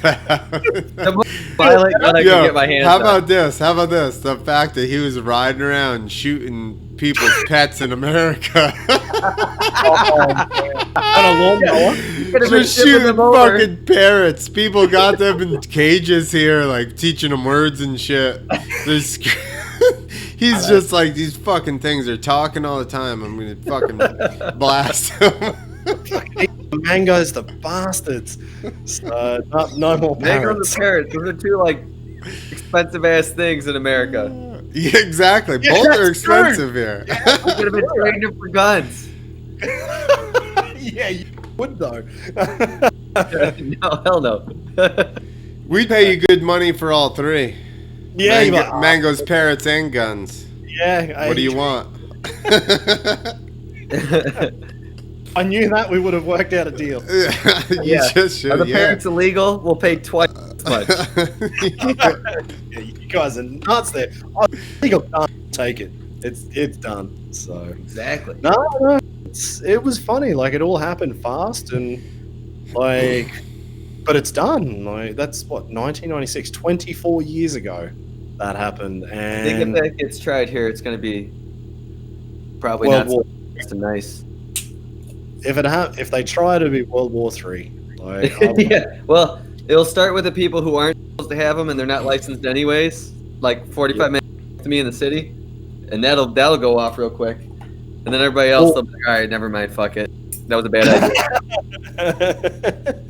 Actually, first time I was in America, I was staying in Hollywood, and on the third day I had a gun pulled on me, or there was me and 3 other friends. We're all Australians, and we were in the middle. We were on Hollywood Boulevard, and this guy like pulled a gun, and we were just like, whoa, that escalated fucking fast. he wasn't wasting any time. We got out of there, like, we just ran. And so the next day we went to this other clothing brand, and like brand, and we went in like, holy fuck, last night, just walking along, the guy tripped over his skateboard, thought we were going to jump him, pulled out, and we just ran. Like, man, I can't get a gun pulled on us. And then, yeah, everyone has guns. Like, like, yeah, that's on TV. Like, no, everyone does. And everyone lifted up their shirt. They all had a pistol. I'm like, are you fucking kidding me? I do not believe it. I need to tell this story again, apparently, Nick. Let's hear it. We were at a show in Louisiana, monster truck show, and we end up standing out in the Sounds good. Oh yeah.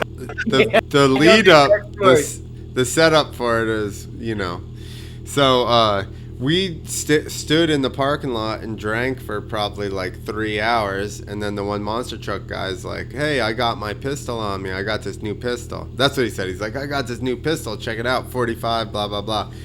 So then my friend's like, I got my pistol on me. And I'm like, I got my pistol on me. So we start showing each other. And then next thing you know, the monster truck guy's just like, bang, into the air. And then, and then my friend's like, oh, shit. So he just points it up and shoots. And I'm like, well, obviously, I'm going to have to shoot mine. So then I shot it into the air. There's a security guard from the buildings about 25 yards away. And he just like... he like just looks back straight and kind of doesn't say anything, because these guys that have been drinking for however long are shooting pistols in the air, and then allegedly, and continue. That was it. No, it was one round each, and that's just normal. And the security guard's like, yeah. Well, he was like, I don't want to be shot, so I'll probably just. Okay, then. Cool, smart security guard. Yeah, that's so nuts. Like, that's a world away from what I would. It's only like, it depends though, because where we're at is how crazy it is. Like just north of me, like literally 45 minutes. I don't know what that'd be, like kilometers or some bullshit.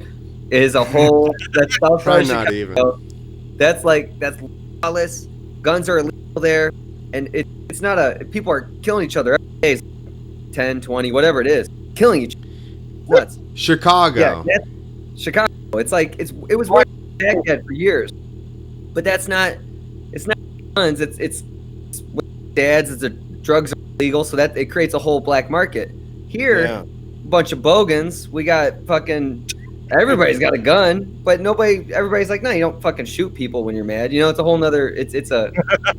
Yeah, it's a pretty big escalation to go from being a bit angry to shooting someone. But yeah, your grandpa wasn't going to shoot anybody, just parrots. Well, not intentionally. He had 2 cataracts. He couldn't see what he was aiming at.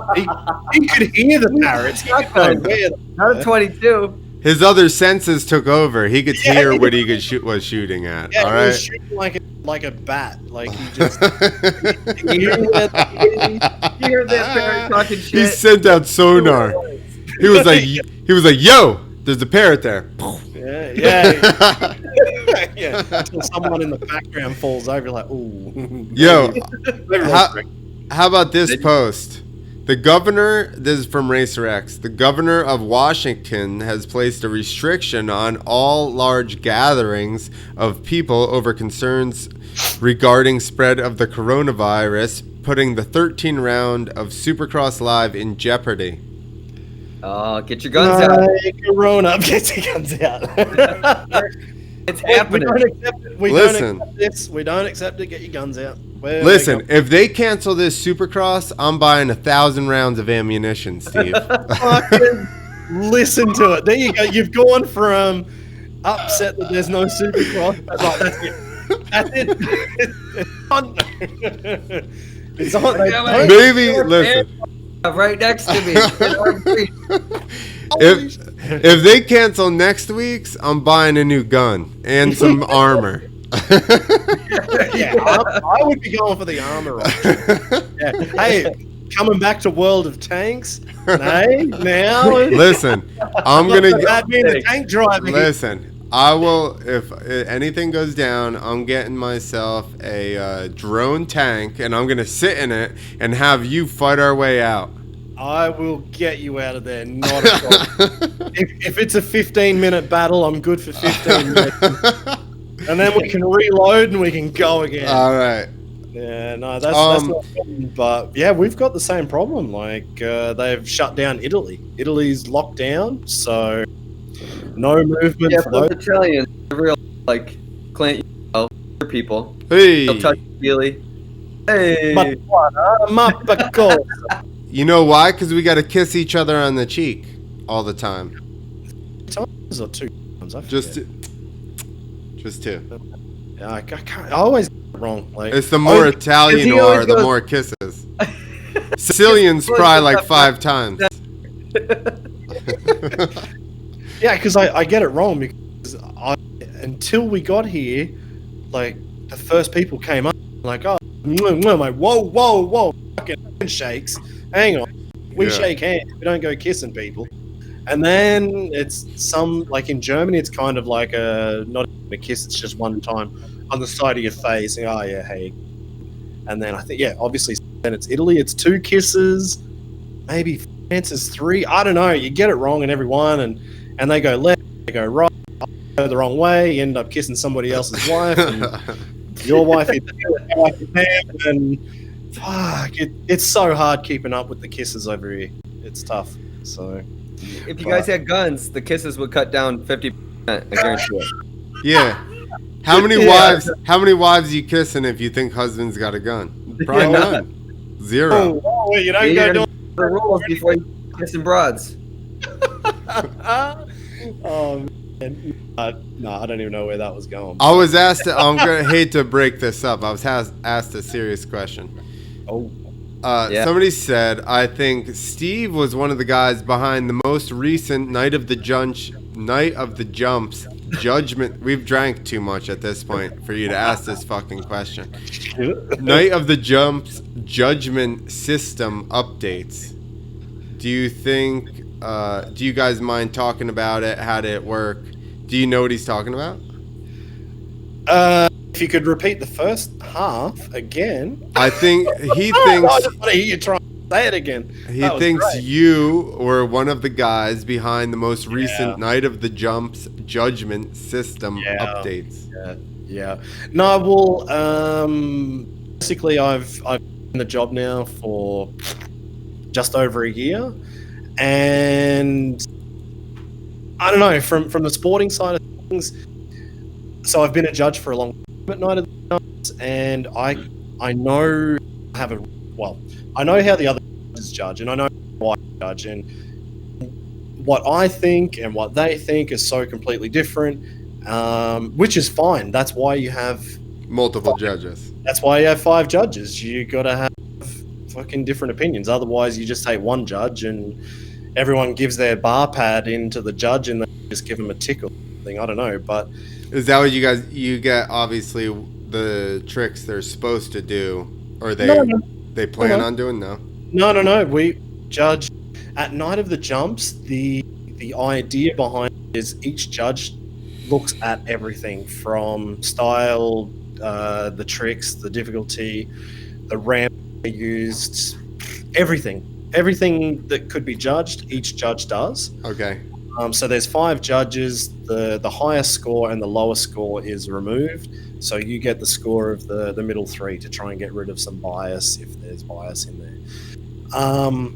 But what we were finding was the difference between the judges was so great on some tricks. We were like, some days, like let's say we were judging a comp and I don't know, some trick, and I'm just like, holy fuck, that was unbelievable. And like another judge beside me, I can hear them going, oh.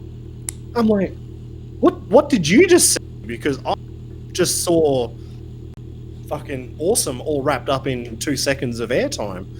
And so we decided to get the judges, get their opinions, come together, try and obviously it's been done a lot, but to do it again and get everyone into it, because the tricks that are being done now,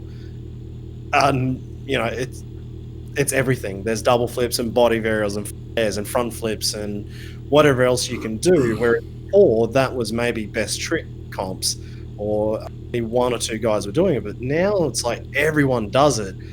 So you have to split them. You have to find the point where you split first, second, third, fourth, fifth, whatever. And so what I ended up doing was just, I think we wrote down like 75 different tricks. And at the first part, I just wrote down my score, what I thought it was. And actually, I got it from Andre Villa. Andre Villa ran his own show up there in Oslo, in Norway. It was called Ulevel. Must have been 2 years ago. And he wanted to put this system in kind of like a mix between, I don't know, the judging and nitro judging. Remember when nitro had the trick score was in? It was just the difficulty the rider did it, maybe how well they did it. And so Villa was kind of like bringing the two together, and I really liked the idea. He asked the riders, do you think about what points do you give a what points do you give a dart attack? What points do you give a back flip? Body varial, double flip, bike flip, whatever. So then at Night of the Jumps, I'm like, okay, Villa's onto something good. Let's bring it in. And we got all the riders that were on the tour, or all the riders I thought I would have at least invited to the tour that year. Give me your opinions. So we must have had 30 or 40 different riders gave their opinions, averaged them out, and put them to the judges. I looked at it again, went, that seems fair. Like, if all the riders say out of 10, a California roll now is only 6.8, something like that. It was kind of where we got to, whereas before that could have been scored at 8 points. Every year, more tricks come. Like, a double flip was always, that's 10 out of 10. But now you can go double flip, no hand, double flip, knack, double flip, whatever. Rob Adelberg can go throw on a front flip in, front flip knack, front flip, no hand, whatever. Like, every year it just gets further and further. So you have to continually move the benchmark. So that's kind of where we're at. We actually, Chuck came up with it, but we started to do everything like similar to what you said. We didn't do it long enough to where we actually needed to recalibrate every year. Yeah. But it was like maximum you could get for, say, a double grab hard attack is this many points. So basically that would be if you did the trick exactly, like vertical, and your form was good, and you locked it out, held it, got back on smoothly, and landed right in the sweet spot. So then if you hooked up on the knuckle, or if you went long, then there was like a deduction of so much, or if you didn't get totally locked out. Well, the good thing with the World Championship judging system that I think they must have worked this out like 15 years ago, but okay, so the trick points, each trick is 1 to 10, or 0 to 10, sorry, for each trick. And then they have the special double up at Night of the Jumps, which is like your best trick. You get 30 seconds just to like get rid of the arm pump and throw out your biggest trick, but you get double the points for it. And that's pretty cool. But then you've got the variety, which is 20 points. You have course use, which is 20 points. The two really interesting ones that I like is the personal impression, which is 20 points, and technical deductions, which is 20. So you have 40 points out of all of that. That will decide the winner and the loser. Like at the end of, let's say, 7 jumps in a run, or in the final it's 9 jumps, which are counted normally. That's only 90 points. And when you throw in the double up, that's 110 points is the maximum you're going to get from that.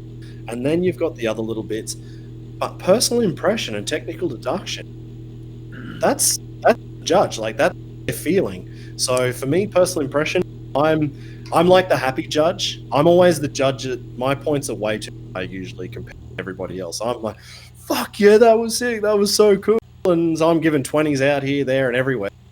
But then technical deductions, I'm pretty harsh on. Okay, that was a fuck up. Yeah, he knuckled that. He overjumped that. Or, you can see a bit of an over rotation. So I get a little bit picky with the deductions. But on my personal impression, if I'm pumped on a run, fuck. Like, that's the whole idea. You want the crowd to be pumped. If I'm pumped and the crowd's pumped, that has to count for something. So yeah. I get a bit excited on that one. But that's me personally, and that's why we have 5 judges minimum. And actually last year and this year we'll do it again. I wanted to rotate judges a lot and bring in some fresh faces. Like there's a few guys that are just recently retired, so they would have done more of the bigger tricks being done now, and they can give their impression. Like they know what it takes to do these new tricks, maybe a little bit more than the older guys, but the older guys have the idea of the judging. We brought Mason actually. Mason is good. Yeah, he was awesome. He came over to Daching in China last year, and so he rode 9 jumps maybe 15 years ago. I remember watching him when it was called IFMXF. I remember him and Adam Jones were killing it, and Adam Jones is still riding at Night of the Jumps, and Mason came over to judge, and so I was going through it all with him, explaining each little section and blah blah blah blah blah. Come comp time, we sit down, and I'm there. I'm doing my mathematics like I'm doing a fucking university degree, and trying to get all these points in the right place. I'm thinking about the run. Yeah, that worked and that didn't. Da da da. And Mason's just like sitting back, and he's just like, boop, puts his number into the thing, and boop. Oh look, I'm like, fuck you.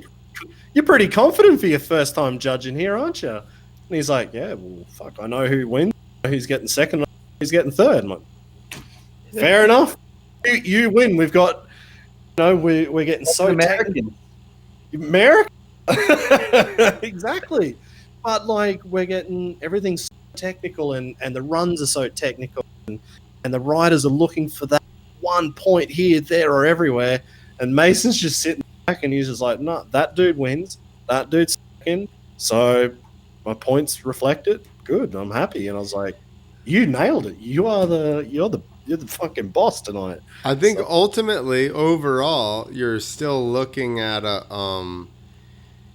you guys are both arriving at the same end point, but it's through a different channel. Like he's just taking in the overall experience. Like, exactly. So I would say at this point, I've probably run more amateur freestyle contests than anybody still, because I had like 5 or 6 a year for a couple of years.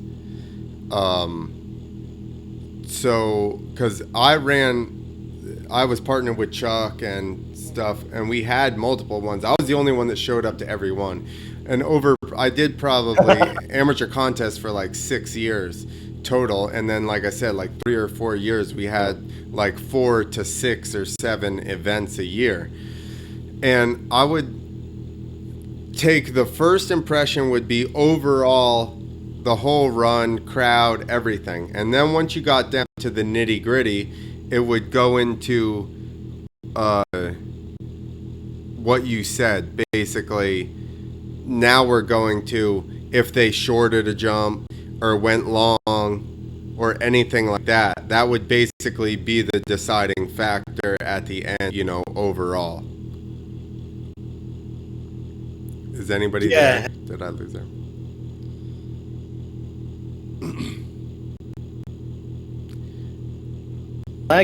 Yeah. I think my computer must have just... Professional score is sometimes your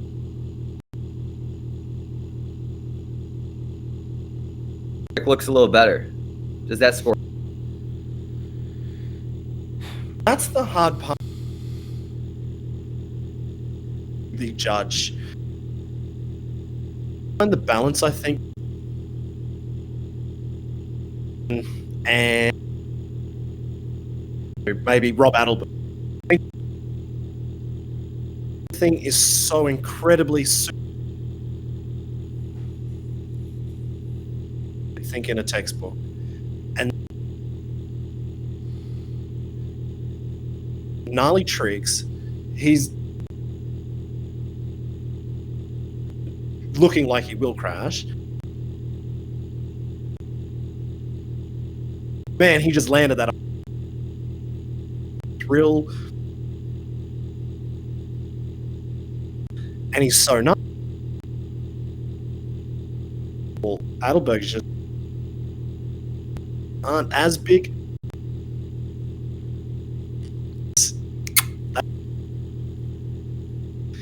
How gnarliness over style. And look at like if you do it as a math. There's a lot of competition. I could have 4 riders. You've just got to look at it. Back, think. But you know what means more over. Could be style. Like maybe one day. Just wins over everything, or with generations though, like let's people just fucking going big. When you see, and maybe not be, that's almost like that's it. Where now it's every double. A younger guy might.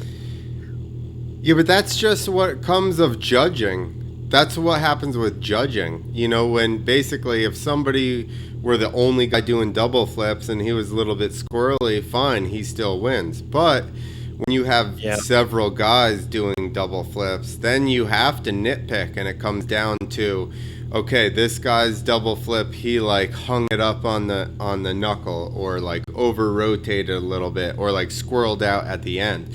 I mean, I think that's where that stuff comes in, is basically when they have a similar run overall, and now all of a sudden you're like, okay, what's the differentiator?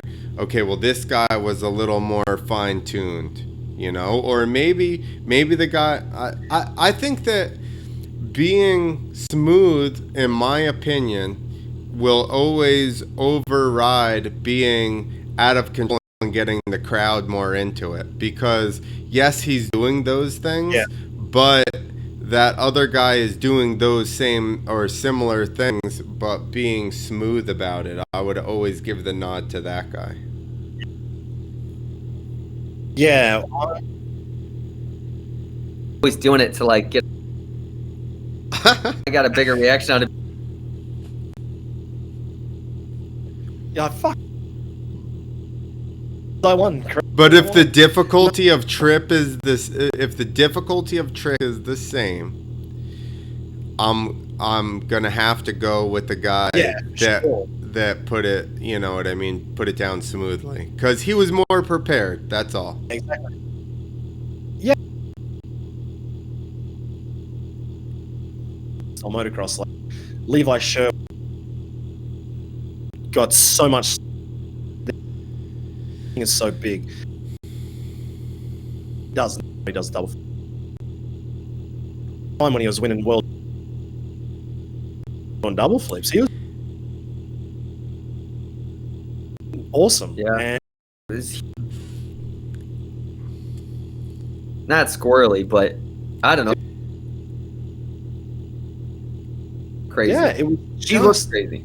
There is a Red Bull X Fighters, and I don't know which one it is. I should look it up. But I've thought this for a long time. There is a Red Bull X Fighters that Sherwood wins with way less level of trick because his extension was so big on the tricks he was doing. But I'm like, you've now confused style with like difficulty of trick, because I think the tricks that his style is just so good that he's overweighted people that are doing way bigger tricks.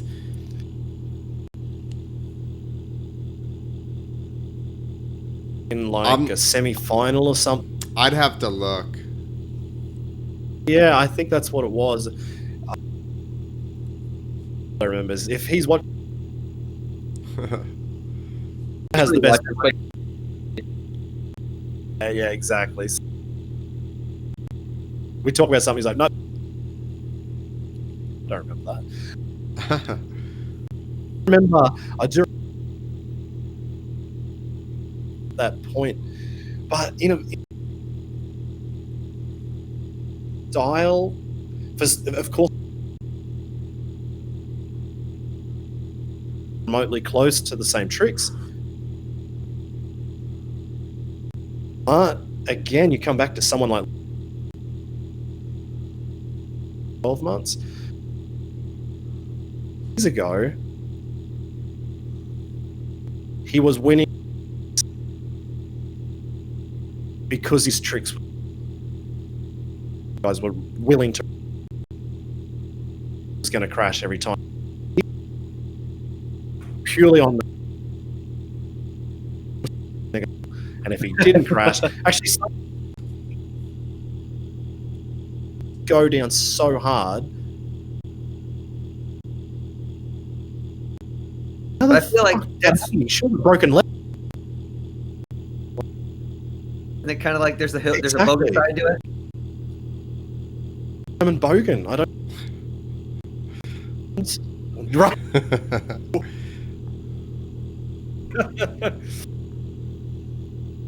It's break the judging system. That's the we've was the king of the world champion. He won 3 world championships. Understood what the judges were looking for. Now, last year, Michael Mera lost, but in a row, and I think he has the long. He got up to 12 of, and it's like he just. But like he was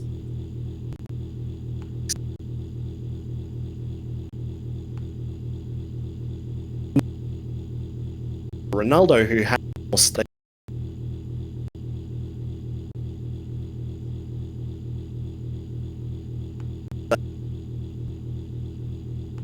on crazy.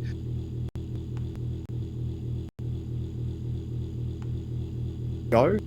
You got the technical all into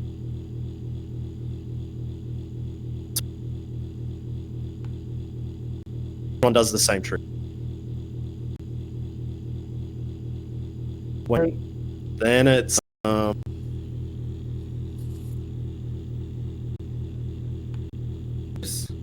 Like type. Oh!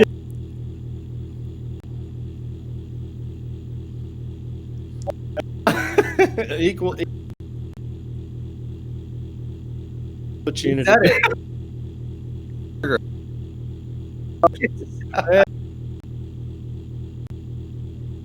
Upset anyone. It is. You've got one friend, and you've got 9.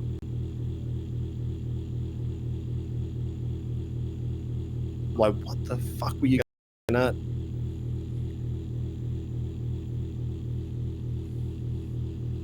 But the other thing,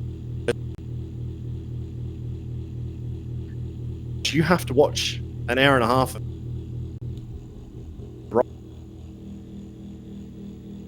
the other runs, but you can get they're not too to the scene. Maybe they're a little bit. Been fine. It's been good. Agreements here and there, and whatnot.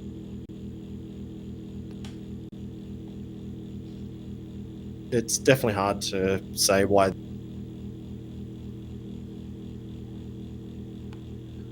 Another. So You're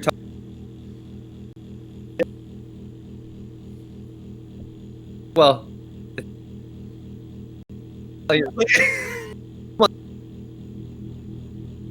Exactly, someone's got to win, and some.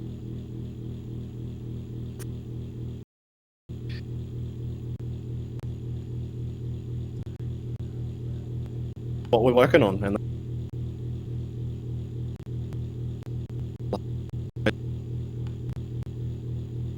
so that's a long. Well.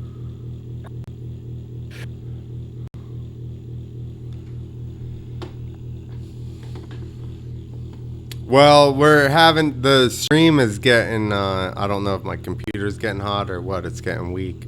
We're getting weird audio, so maybe they're not listening anymore.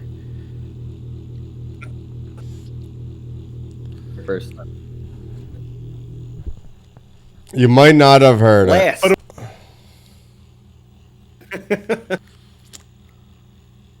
There you go. Clint's the comedian around here. No, it's fine. Listen. Listen, our pre.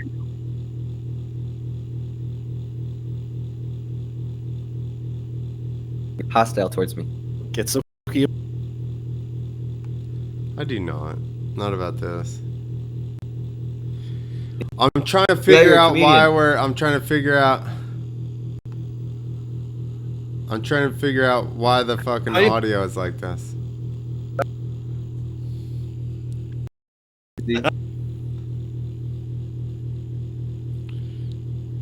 No, the stream's in and out. That's what my issue is.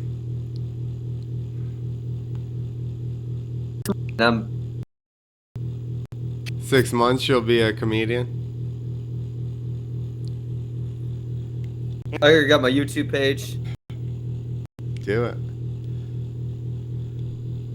We need to They said they can listen to Clint. No.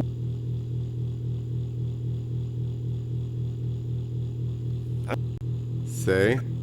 Now you guys know what I've been trying to figure out. They can't. The show going. I know, so they've been sitting here listening to me in silence for the last fucking however long. All right, so let's clip. I'll clip the stream, and we'll do it again because we are at like fucking 2 hours and 40 minutes or something like that. Maybe that's an issue. But I know. All right, we're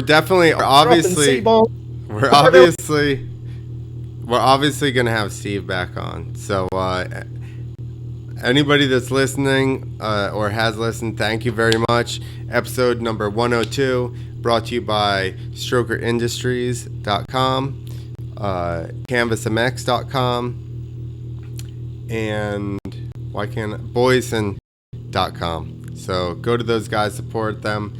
Go watch Night of the Jumps. Listen to the Riders Lounge podcast. All of a sudden the stream, no, it's still fucking being weird anyway. So yeah, go listen to the Riders Lounge podcast, right? That's what it's called?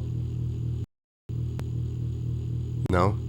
All right, I was making sure it wasn't me by myself here. Yeah. And like I said, we'll be back next week. Not